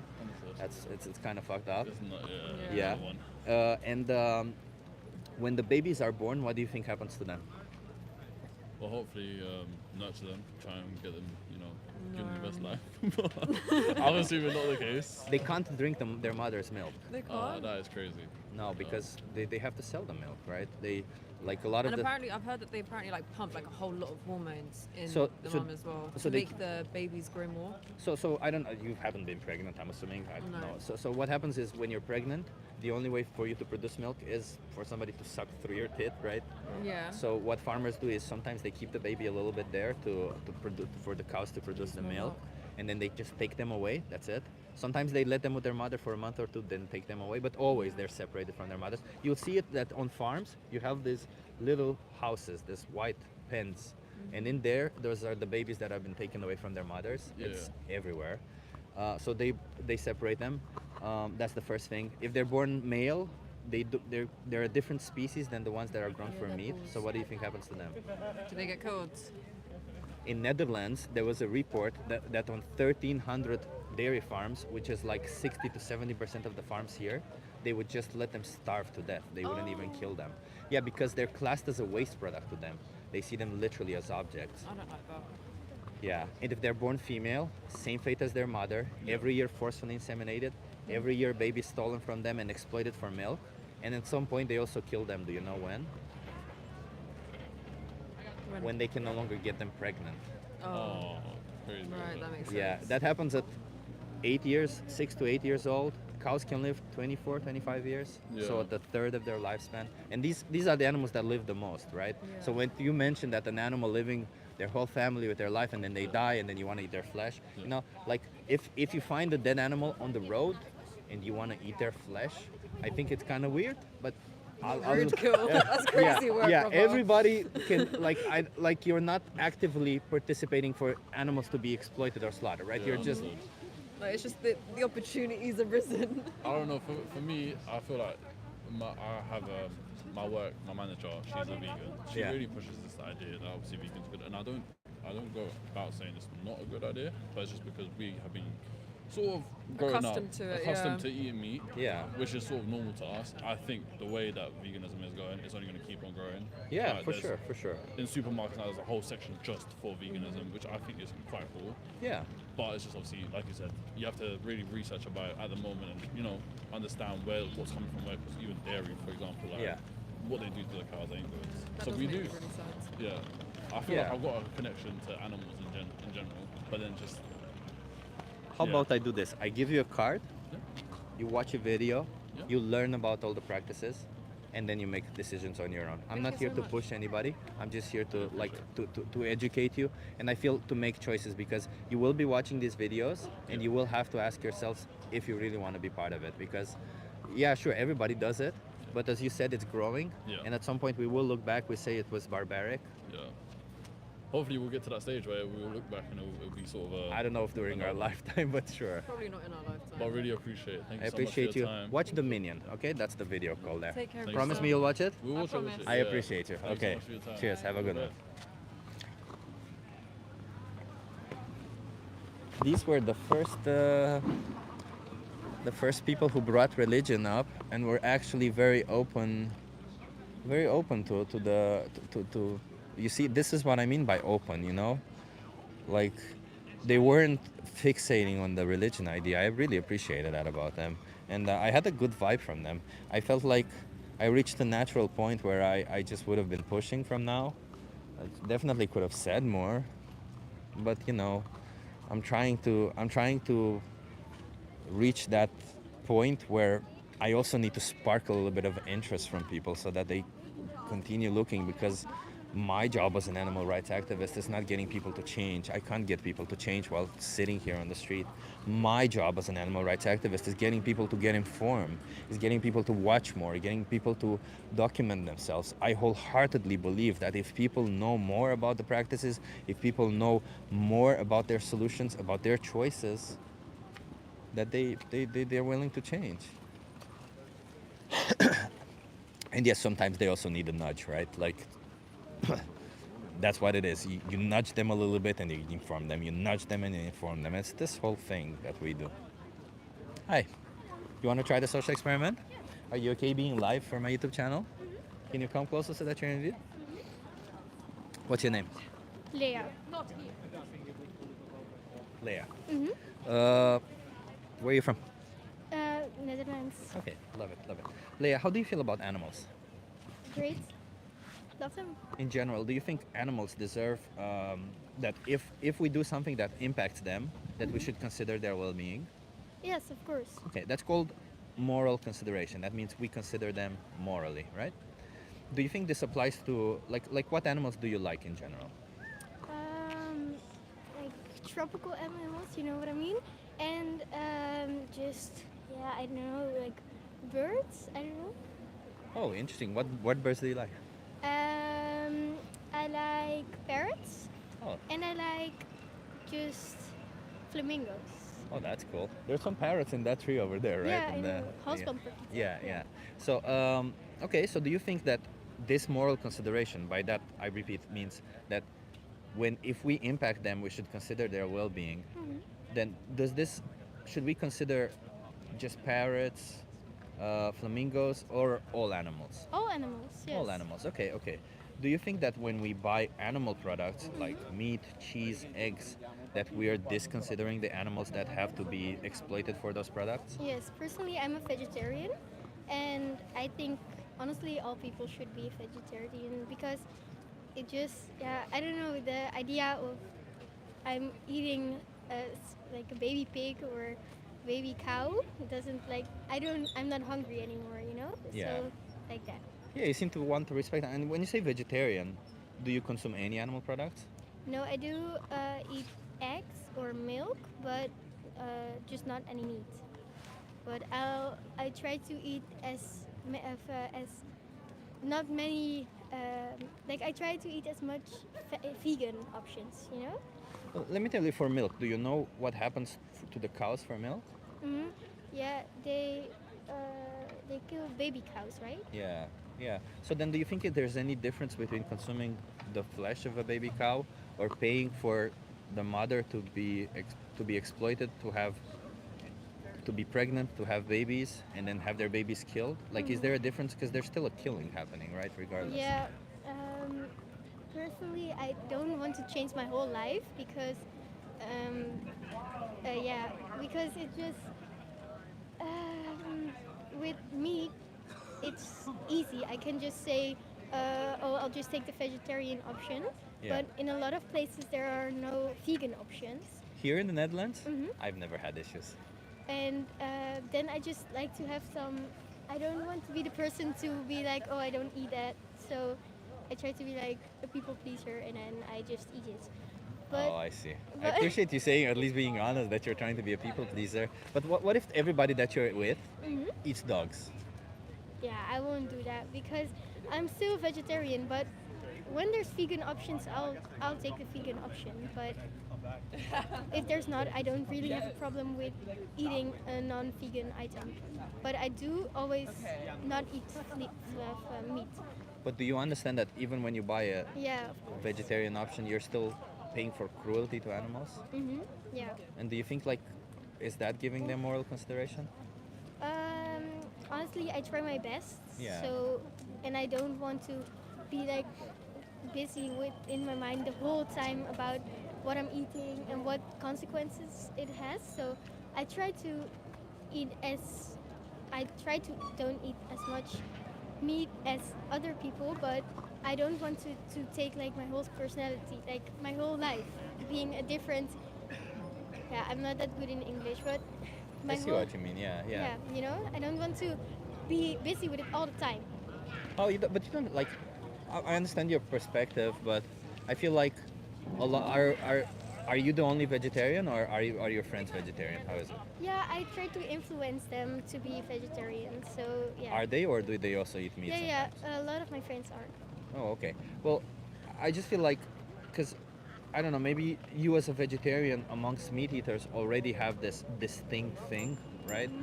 So maybe you already have to search for something else. And I'm like, why not respect animals just all the way? Like, why not just, because when you say, oh, I don't eat their flesh, it's just like you feel better about it. It's true.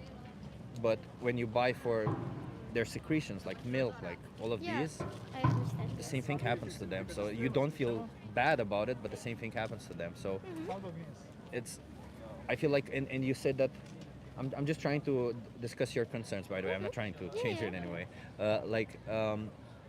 When you said that you would have to think always about it, not necessarily, right? You know, it's a vegan product, it's a plant-based product, Yes. and that's it. You don't have to think. You don't have to check ingredients any more than you do normally, yeah, I right? understand. Yeah, but I also get your perspective because I understand that if I don't eat meat, I don't like. Oh, I don't know how to say it, but You're doing great, by the way. I understand that just by me not eating meat, I'm saving animals or something. But I do like to think that every little bit helps. So It does. Obviously, it does help, right? It's just that, like I like to say, do you think it's unfair to these animals what we do to them? Like, let's say yeah, for of milk. course, yeah, Yeah. I do. But at the same point, I want to like, I don't know. It sounds a bit harsh maybe, but I want to make pancakes and I want to. But you can do it without. Yeah, Like you yeah. can make like you can live a normal life. Like you don't you wouldn't be missing out, especially here in the Netherlands. You wouldn't be missing out on anything. You can still have a normal life. Just Yeah. you would no longer be participating in animal cruelty. You know. But the same thing is, vegan options are most of the time they are more expensive, and they are. Not here in the Netherlands. Yeah, okay, but and they are not always as good at as the original option. So maybe that holds people back. Like the taste, you mean? Yeah. Yeah, I don't necessarily believe that, to be honest. I think people are just Used to the. yeah, it's a habitual thing for most people. People are just like I think you also probably eat kind of the same things or week over week. We Yeah. eat the same things week over week. We all do, and I think the change itself that seems difficult is just that initial change, but afterwards it's the same. You know, it's you go through a change, like let's say a month, and afterwards it's the same. You just you're in the same position that you were before. It's just that now you actually give respect to animals. Yeah. Yeah, so it's not really, and the reason why people don't do it, a lot of times people aren't informed about it. They're used to it. Yeah. It's a whole thing, you know. And also, if you're around people that don't eat it, you can, like, it's hard to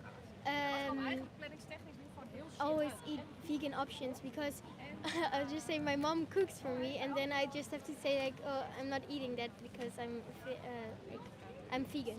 So, and then my family. Does your mom doesn't- eat flesh? Not when I'm there. So when it's like less difficult for them to not eat meat than to eat vegan. But okay, but in this action that we're doing, I appreciate what you're saying, but in this action that we're doing, do you think we should consider our difficulty, or do we should consider also what the animals go through? Like, Yeah, of course, yeah. Like, which one do you think has it more difficult? We, for let's say having to choose, our family has to maybe adjust a little bit for us or everything, or the animals who are forced into No, slaughterhouse? I'm not saying that. I'm saying. No, I understand you're not saying that. I'm just asking you Yeah. this. Yeah. No, I don't agree with like that we have it more difficult, but yeah, I don't really know because I just yeah. I understand you're in a position where you just do it because that's what Yeah. you've been learned about it, right? But And I grew up with meat, and it's already a big step that I'm a vegetarian for me personally. But maybe if if you grew up in a family that is fully vegan, then it's a big step if you're not a vegetarian, you know? So I think that also has to do something. oh, I grew up as a meat eater. I changed to vegan Yeah. because I thought it's wrong what we do to animals, yeah. But I was also a vegetarian for a long time thinking that what I'm doing is enough. Mhm. So I don't know. I guess at least you understand that what you're doing isn't enough, right? Yeah, of course I understand Yeah, that. and you understand that when you consume animal products, you are being cruel to animals. Yes. Okay, well, I can't make you make different choices. I can only try to explain, and I'll give you a card. How old are you? I'm 13. 13, okay. Okay, so there's a documentary, it's called Dominion, but it's kind of gruesome, right? It's like, kind of shows exactly what animals go through. If you don't want to see that, there's the most important speech you'll ever hear.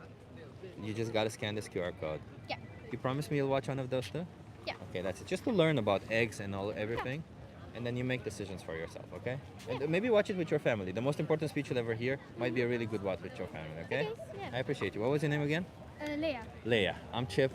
Leia, have an awesome day, and consider the animals more, Yeah, because you're already on the right path, but you know, we got to consider them even that one time, because one time we make that wrong choice, one innocent animal is going to a slaughterhouse for us, okay? Oh, thank you for this conversation. I appreciate it.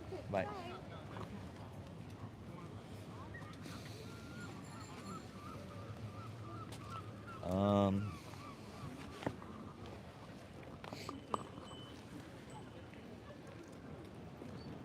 It was an okay conversation. It's always difficult to have conversations with children. I don't want to push them too much. I tried pushing a little bit, you saw it didn't really budge, so I'm like, it's okay. At least maybe she'll watch the videos. I think she'll make better choices. And I think she'll be vegan later at a later age anyway. It's just sad that she won't be vegan now, but yeah. Notice how kids have more humanity than adults, lol. I don't know. I didn't feel it necessary that way. I did think that she understood that what she's doing is wrong. And I think she was definitely an emotionally a pretty well adapted child emotionally, because she said that she does things to please people, which Jesus, there's so many people on this planet who do it and who just refuse to acknowledge that they do it. So yeah, she did have a step up over other adults for sure. Vegetarian is good too. No, vegetarian is not good. Vegetarian is exactly the same thing as not vegan. It's the same. It's still exploitation, abuse, and slaughter of animals. It's just you no longer feel bad about it, but the animals still go through exactly the same shit. So no, vegetarian is exactly the same thing. She's very smart for 13. Yeah, I agree. She was pretty smart for 13, yeah. I had a good feeling about her.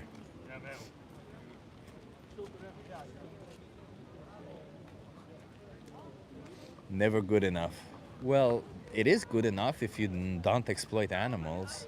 It's like imagine somebody killing every single day, and then all of a sudden they start, I don't know, killing only on Tuesdays, and then you're like, okay, but stop killing. And somebody comes and say, well, never good enough. What do you mean? Only when you stop exploitation, abuse, and slaughter, it's good enough. Otherwise, it's the same. It's you're still seeing animals as commodities. You're still, maybe that would have been good to ask her about how she sees animals. She's young, can change her mindset. Yeah, I also think the same, Martin. I think the same. She can still change. I actually think she will change her mindset at some point. But yeah, maybe not now. Being vegan is morally neutral, to be fair. Yeah, it is. That's the sad reality about it also. It's like so many people call us like that we're doing virtue signaling or some shit, when we're actually literally just saying, no, it's not a virtue. It's literally you choosing you stopping in your choice of the wrong thing. It's stop choosing the wrong thing. Like, it's not that it's the right thing to be plant-based, it's just the thing. Like, we don't have to see it as binary. I'm pretty sure that even amongst your plant-based options, there's better options for pale crop deaths, as people mention, or stuff like that, right? But all we're saying is, hey, just stop doing the obviously bad thing. Stop the obviously bad thing. That's it. You can, like, everything else, we can work on it. But the bad thing, the obviously bad thing, just stop. Just stop that. That's easy. By the way, we'll have one more conversation and then we'll go. Hey. How you doing, man? Are you okay being live for my YouTube channel? Yeah, sure, man. What's your name? Sam. I'm Chip. Nice to meet you. How Carlos. about you? Carlos. Nice to meet You guys both want to be on the... Yeah, sure. We're happy to participate in your social experiment. Okay, so I ask people, where are you guys from? Chicago. Orlando, Chicago. Florida. Oh, okay, then I can ask you better questions then. Okay, so what are your guys' stance on oppression? On oppression? Oppression, yeah. Oppression means cruel and unjust treatment. Can you be more specific? Yeah, so let's assume there's an individual with power. I'll put it. You know who Superman is? Yeah. Yes. Yeah. So Superman is an individual with power, clearly, right? He could choose to do whatever he wants to any individual on this planet. He doesn't really exist, but like hypothetically, right?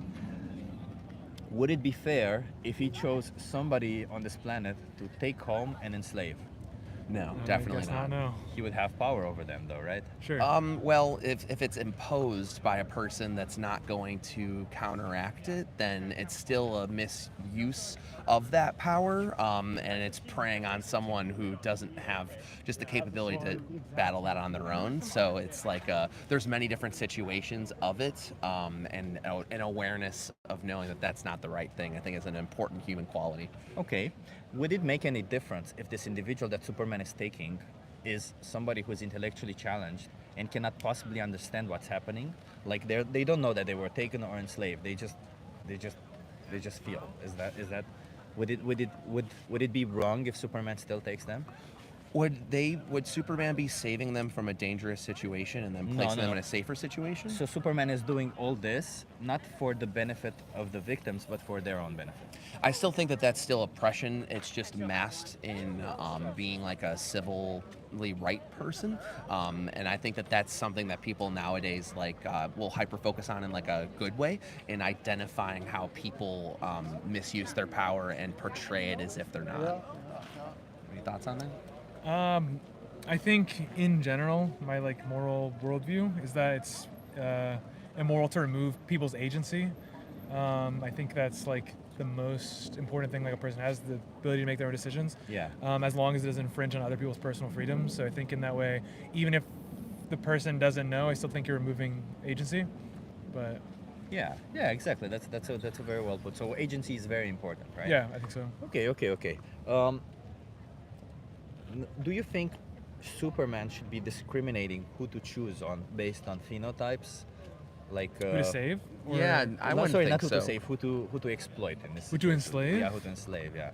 Well, I guess we're probably against that idea. I wouldn't want so, to do you enslave know. in general. Yeah. So I'm Yeah. not quite sure. So I guess that would be like something that would be innately within Superman. That's kind of hard for us to predict. But in our worldview, is that discrimination shouldn't be out there. When I think of Superman, it's like I'm taking you from somewhere dangerous and putting you in somewhere safe. And like even if that is done selfishly, like because that is Superman's existence, it still benefits that person, as opposed to saying like, now you're mine. You know, like I Yeah. definitely think that that's wholeheartedly wrong for sure.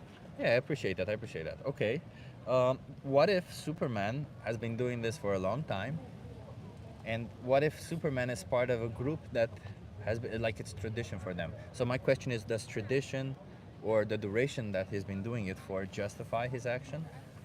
I wouldn't say so. No. Mhm. I agree with that too. Okay. Especially how modern life has actually been trying to turn around social behaviors with like larger communication and conversation. Like I think that that's something that people can learn from and try to digest into changing perspective. Okay, so I appreciate everything you said. So now I'm gonna turn it around a bit, okay? Yeah. Okay. Here's the difficult part. So Superman doing this to an individual, to a human being, would be oppressive, right? Yeah. How about if a human being chooses to do the same thing to an animal? Definitely think that it's still like an incorrect thing, especially if it's like abusive. Like there are a lot of pet owners who are very genuinely loving and give pets a wonderful life. And I do understand that from like a food perspective that unconsciously happens. And I think that as like a human being who does eat meat, it's a very hard line to morally bounce back and forth between. And I can highlight my own struggles with that, for sure. How do you feel? Are we talking about like domestication of animals as pets, or like the slaughtering of animals for meat consumption? Whatever it takes. I think pets is like a weird one, because I think like as a collective society we've like decided that animals are less intelligent beings, and so that like we have the ability to give them a better life, like dogs specifically, than they would if they were like in the wild, especially given how they've adapted to like a home as like a domesticated creature. Yeah. But as far as meat consumption goes, I think the meat industry and animal, like agricultural industry as a whole, is pretty terrible, not only for the animal's life, but the environment as well. Yeah. That being said, I do eat meat. Okay. And so I think in that way I'm hypocritical of my own worldview,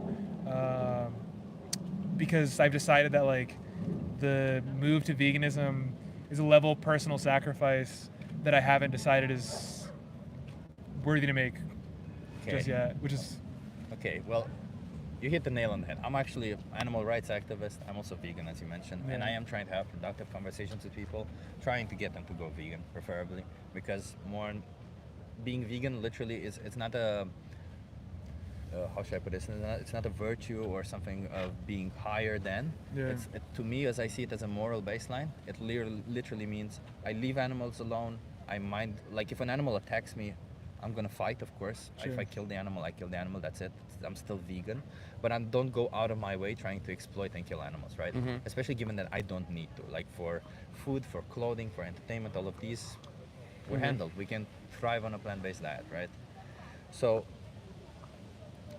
like, I understand what you meant about going out of your way, but I feel like you're not really going out of your way to not consume dogs or cats or any of this, right? It's true. We've built a society that makes it convenient to eat, chickens, cows, pigs. Yeah. Versus animals that we deem more valuable or more worthy of being not killed, like dogs, cats, hamsters, whatever. And is that not a form of discrimination again? Like, because Absolutely, we yeah. said like they're like a your cow doesn't your choose to be born a story's cow. been it's paralleled quite nicely. Yeah, the Superman and the Yeah. yeah. Thank you. It's it's something that got me thinking also myself. So yeah, indeed, like the idea that Superman would do this is it's very similar to us doing what we do to animal, because it's essentially we have power over them. They don't really know what's happening. A lot of people justify it that way, but they are still sentient beings. They still feel. They still have a subjective experience of the world, and perhaps you are not the ones who are pulling the trigger, but you are the ones who are paying for somebody to pull the trigger, right? So you have the responsibility there, right? Yeah. I think when the way if you put it simply, I think yes, and I think that like I can just comfortably admit and say that like I respect the side that you're on, and that I acknowledge the truth in that line, and I just crisscross beyond it because like I'm like arguably just a lazy eater. Like I can just I can be like super upfront about it. Like I don't really cook a lot, and I think that if I were to like I actually don't really like eating like as an activity. I like thinking, I like doing. I don't really like eating. I'll push it off if I have to. And It's the first you don't like eating. yeah. It's just like I'm also like a very like pragmatic. I eat just because I have to. Exactly. I used to be that way. Yeah, it's just like, in traveling here, like I don't have any like restaurants lined up. Like I came here for concerts, and like whatever I have to do to feel healthy, like just to get a bite to eat, like I'll do that. And I think that I admire vegans for how much they think and plan and research how they have a healthy diet. I have vegan friends, and I definitely respect and like applaud what they do. And I think that the only reason why I would just say that I do it is really laziness. Oh, but let me put it this way, by the way. It's like you're right. There's a lot of vegans who are healthy. I'm also a healthy vegan myself. But vegan is not about the diet. It's about the animals. It's a moral principle of rejecting animal exploitation. So it's strictly about the animals. Obviously, as a consequence of it, you're not going to be eating their flesh or their body secretions like milk or stuff like that, right? And I do acknowledge that we do live in a non-vegan world, and some planning from time to time is required depending on where you go. But you can 100% sure be a lazy vegan. Like I know several, and you can definitely be a lazy vegan. I've been to Chicago. I've been a lazy vegan in Chicago, and I've been also here. I'm a lazy vegan here most of the time also myself. So you can definitely be a lazy vegan. But I feel like before it's the how. Like, do you understand the why it's important that people go vegan?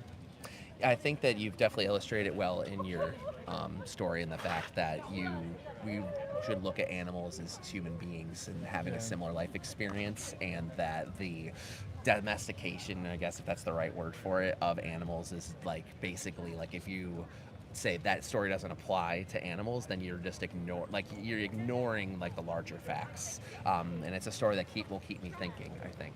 Yeah, and it's like, in the vegan community we have this in debates. Usually we ask this question, like, what's the morally significant difference between a human being and an animal that justifies the difference in treatment?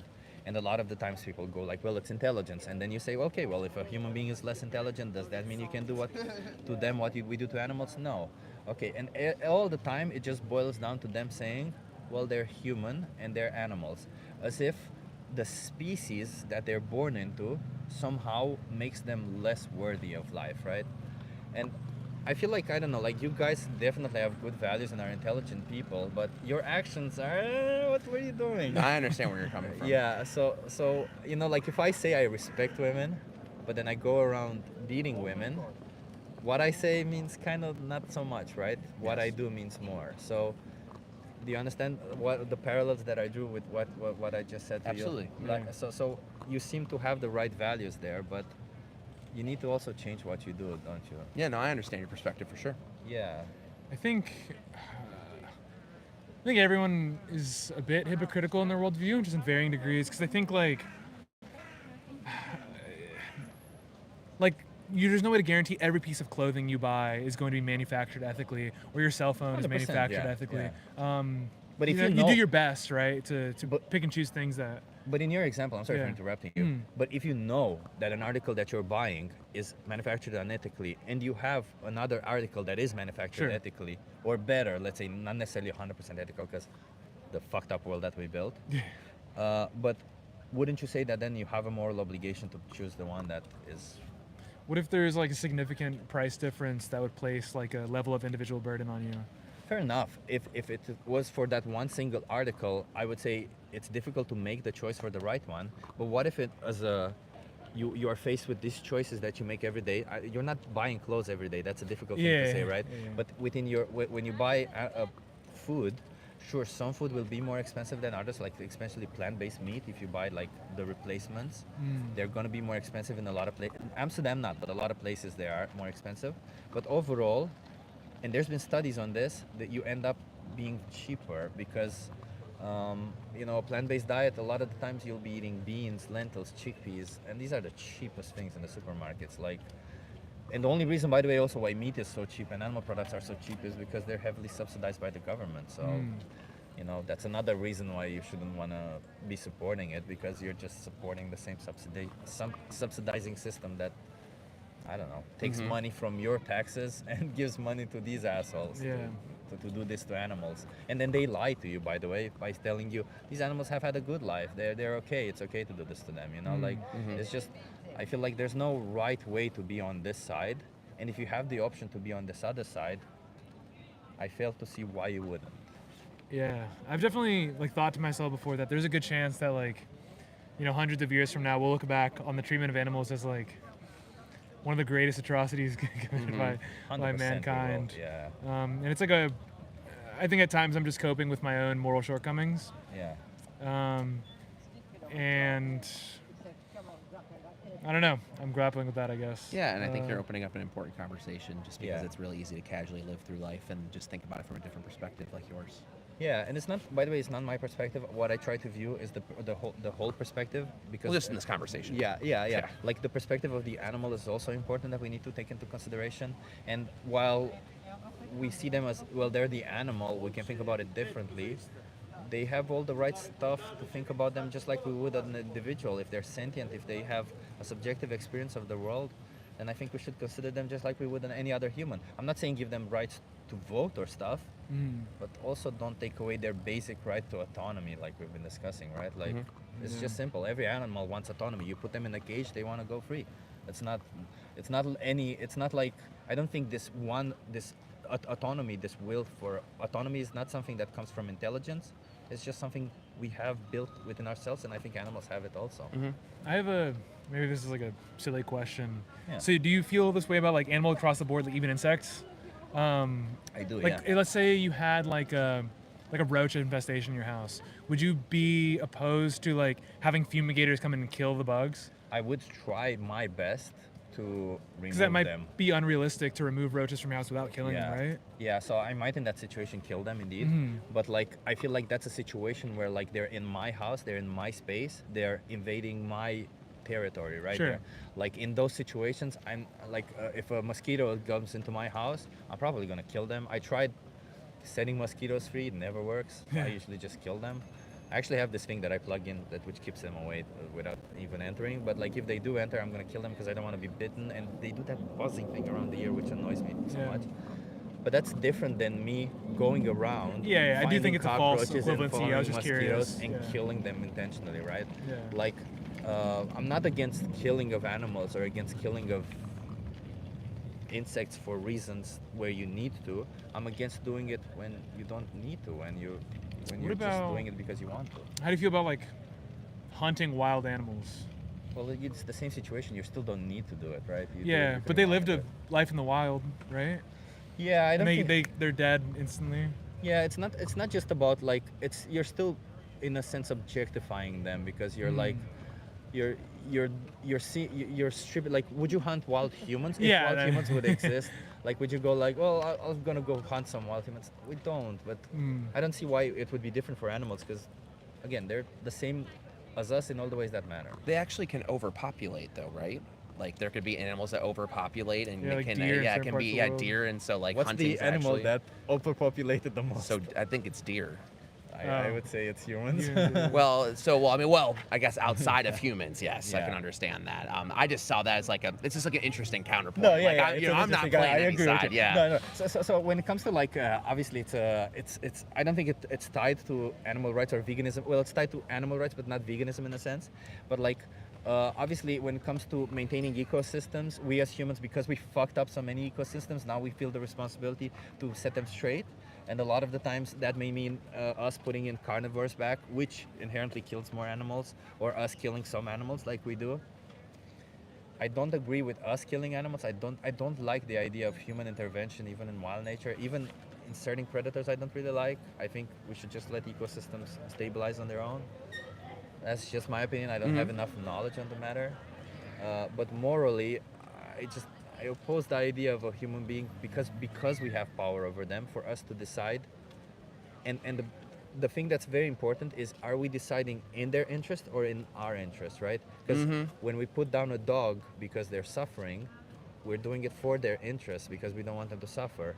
But if we put down a dog because they're annoying us, we're doing it for our interest. So, and that would be wrong, right? Yes, very it's sad kind of when the that same happens. thing, right? Like if we balance an ecosystem by inserting a predator or killing some of them, I still think it's wrong, because we're not looking at the interest of the individual. Because I'm a deontologist. It becomes complicated. You see? Oh, you're It becomes hitting plenty complicated. of good points. It becomes complicated when it comes to this kind of stuff, because obviously we live in a shitty world. Yes. So how do we unshitify the world? I don't know. I still don't think the ends justify the means. So I don't think killing individuals is a solution. Maybe displacing them. I don't have nearly enough knowledge to tell you exactly what the best solution is. But if we exhausted all options, and then we know that it would be better for them if we did one thing, then I guess we're at least looking for their interest, not our own. Yeah, absolutely understand that. Yeah, because that's what matters, right? Like with When individuals. you're out here starting the conversation too, and bringing a conversation to people that may not have thought about it in a particular way, and that's a way to make the world better, and the way that you're doing it. So it's a really cool thing that you're deciding to put yourself out there to do, and I hope that you don't talk to Appreciate it. people who are combative or want to start Oh, arguments. So many people. I What do you think mean? that's silly. Everybody's like that. Like everybody will bring arguments saying that, well, I want to do it, or Yeah, and because like I'm here to listen and learn. I think I think both of us are in that space, and I'm I the think same. I of appreciate course, that. of course. Yeah. It's just if someone were to come to you and try to force you to change your mind in like a vicious way, Yeah. I just think that that's not a, I feel like I'm lucky to have had experiences in life that have taught me that that's not a productive way to be, and that I think when you do that, you build some good karma, but Yeah. also that you're adding context to my life to think about, and that's a good thing. Like that we are in this life to learn, and we don't need to push out perspectives because of particular negativity that we feel about it. Like I think life's about challenging those things regularly. Oh God, I love what you said. I love so much Thank what you. you said. Yeah, so I completely agree with what you said. I just want to be clear. I would love it if you guys change your mind. I do also understand that in order to change your mind, obviously a conversation with a stranger on the street is not going to do it necessarily. You need to make up your mind for it. I will give you resources for that. However, I do have one more difficult question for you, both of you. And it's to get you to think a little bit. So how many more animals should be exploited and slaughtered for you until you change? I don't think that that's something Like that I 6. could. Yeah. Just Okay. kidding. I don't really know if I would even have a number for No, I'm that. kidding. I think that that's something like, because it's a business that operates beyond our purview, and that these ideas, I'm like just digesting them now. Yeah. And so I couldn't even tell you right now that I'm like gonna switch. How many would you want? I don't think I could even think about it. I think that it's something that happens in our daily life more than we could ever count. And if I put a number on it, it's just something that I'd be telling you to satisfy an answer. The you know reason, what I'm saying? fair enough. The reason why I asked this question is not necessarily because I'm looking for an answer necessarily, but because I want to point out the idea and how you should see it more. because you will be making choices after you finish this conversation with Yeah. me. And in those choices that you're making, while obviously you might, let's say you eat 3 times animal products and then all of a sudden you go vegan, right? Let's assume that. Those 3 times when you consume animal products, to those animals that are exploited and slaughtered for you, they don't really care that you went vegan afterwards. They just care that you paid for them to be exploited and slaughtered, that you made that choice. Yeah. So the reason why I point it like this is because I want to emphasize that every choice that you make does matter on this other side of the victim. So I just urge you to see the urgency of it more than Yes, anything. Okay? of course. What's your name, by the way? I'm Chip. Hey, Chip. It's nice to meet you. Nice to meet you. Carlos. Carlos and Sam. Sam. Carlos and Sam. Awesome. By the way, awesome tattoo. I Hey, don't know thank what you. it is. Appreciate it. Love Radiohead. Do I give you 2 cards? Oh, yeah, sure. that'd be That'd be great. Okay. It'd be nice to see what you do. So you have my social media there. Can you show me 1 second? Yeah, you have my social media. And here, this one right here, I'll just write like Dominion Yes. is a documentary that shows you what animals go through. Can you promise me you'll watch that? Yeah. And if you can't stomach it because it may be gruesome, watch The Most Important Speech Ever Heard. These 2 appear, if you scan this QR code, they both appear on top. Cool. You have several resources to help you go vegan if you don't want to be part of it, okay? Cool. And you have also my social media if you Great. want to listen to the interview back or anything. like Sounds great. I hope that we provided some good content for your audience. You were great, and I hope you make changes because I really care. It's for the animals, and I don't do it for myself. Of course. for them, No, and you okay? definitely portray that in a genuine I way. appreciate you guys. Of course. Okay. My pleasure. No, and I hope you have a nice day. While you're in Amsterdam, try vegan sushi bar. That's my Cool. favorite. Honestly, that sounds like a I great I don't know if you suggestion. like sushi. I never Yeah. liked sushi, but ever since I tried that one, is the only sushi that I like. Honestly, Give it a that try. I have no recommendations to ahead of my trip, so Yeah. I think that's a great one. I I have nothing appreciate for you lunch, sharing. so check it out. Vegan sushi bar. That's easy. Sounds Okay? perfect. Take Chip, care, it was man. nice to meet Yeah. you. Nice to meet you guys.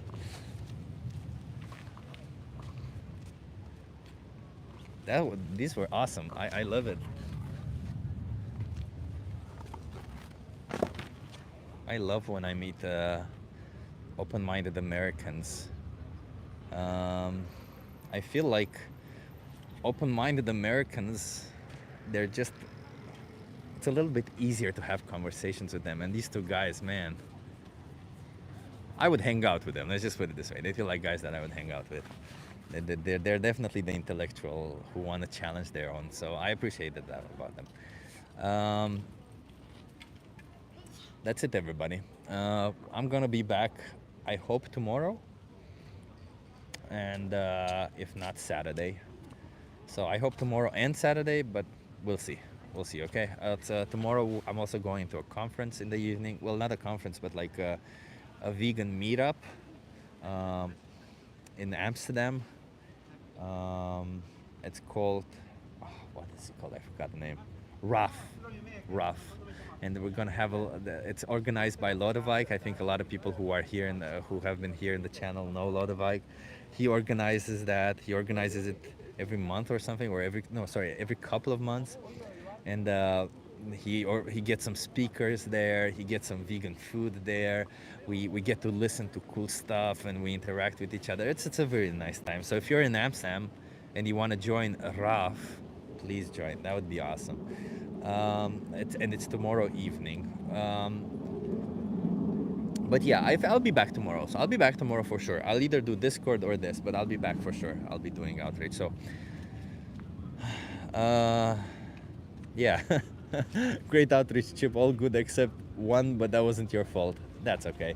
Hey everybody, if you haven't subscribed already, by the way, please subscribe.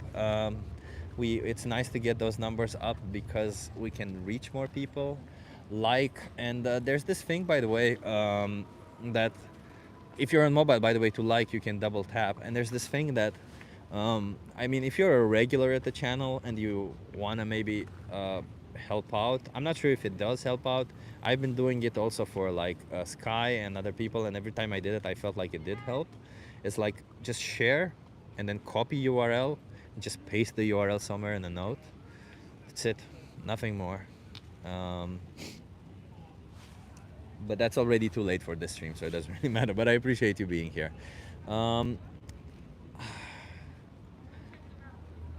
I also put a post. I'm just gonna give a little bit of updates. Yeah, to debate me, please reach out to me. You can drop a comment on the stream. Also, I think that guy, Planet Peterson, Thank you everybody who went there and upvoted that my comment so that we can try and maybe have a debate with him again. I'll contact him to see if we can debate him. It would be nice, and this time maybe I'll be more prepared and we'll hold him accountable a little bit more. But yeah, I just want to say I'm very grateful for the whole community here. I'm very grateful for everybody helping out, and you know, this whole channel I dedicated it to the animals and for the vegans, and I just want to create a safe space for everybody here, and I want us all to fight for animals. Like, that's just my intent. I don't know, maybe I'm just being a little bit of emotional after these conversations or everything, but yeah, thank you so much everybody for being here. I appreciate you. And by the way, Draculum, shout out to Draculum. He always drops a comment the first. He's the first to drop a comment always. We give shout outs here to people who drop the comment first. Draculum was the first person to drop a comment. Yeah. Oh, I didn't eat anything today. Yeah, that's a good point. Lewis says, Draculum, start cooking something. Yeah. Let me see what else is here. This was a really great stream, Chip Guy. Thank you for doing this. Bye now for now, everyone. Take care and be well. So thank you so much, everybody, for being here. I'll see you tomorrow. And if you can, if you're not vegan, there's a video in the description of this YouTube stream. It's called a 3-minute video. Just click on that link. It takes 3 minutes out of your time. And, you know, you might learn something from it. And if not, come on, you got 3 minutes for sure. Who doesn't have 3 minutes to look at something? I don't know. I don't know how to tell you, if you're not vegan, that trying to document yourself and looking into this, not only you will find it extremely interesting, but you might reach a point where you might make one of the best decisions of your life, just like I did, just like most of the people did. So I'm just saying, consider it. There's a lot of things to benefit from being vegan also, aside from, you know, being morally consistent with your views and letting animals live and actually respecting animals. So if you're not vegan, please watch that video, a 3-minute video in the description of this stream. If you are vegan, have a conversation today. We're gonna meet again tomorrow. We're gonna be here on the stream again tomorrow. I'm not sure if I'm gonna be on the street or in Discord or wherever. Have a conversation with somebody today, and tell me tomorrow. Tell me about it tomorrow. Come on, it's a homework. It's a homework. We all got to do some homework, and I'll do my homework and look after that question that I've been wanting to ask people. I think it's a slight difference than what I usually ask. It's a slight one, but I think that makes a difference. So yeah, let's do that thing, okay? Talk to somebody, then drop it in the comments, or come to tomorrow's stream and tell us about it. You know, you see, even one conversation can get the wheels rolling and can make a huge difference in the long run. Thank you so much, everybody, and thank you for all the moderators for helping out with the stream. And yeah, see, when I'm on the street, it's always difficult to end, isn't it? Because I just enjoy having some time with you guys. So yeah. Will you be catching up with Gary when he's in Amsterdam later this year? I don't normally go to AV. Oh. I used to go to AV a lot. That's how I started doing activism. But I'd like the freedom more than the strictness of AV. But I will, because I want to meet Gary. So I will go to AV. Thank you so much, everybody, for being here. You know, stay smart, okay? Stay vegan, stay smart. That's what we'll say. Stay vegan, stay smart. What else can we say? Stay vegan, stay smart, everybody, okay? Bye, my fellow vegan. Erwin, awesome to have you here. Thank you, and thank you everybody else who's here. And if you have suggestions on how to improve my outreach, I always appreciate them. Okay, I'm really. You know, a lot of the times I do it a bit mechanically, and when I receive suggestions, it always helps me out also with a little bit of I get excited about it. Let's put it this way. I was excited about that question. I'll find it again. Okay. Thank you so much, everybody.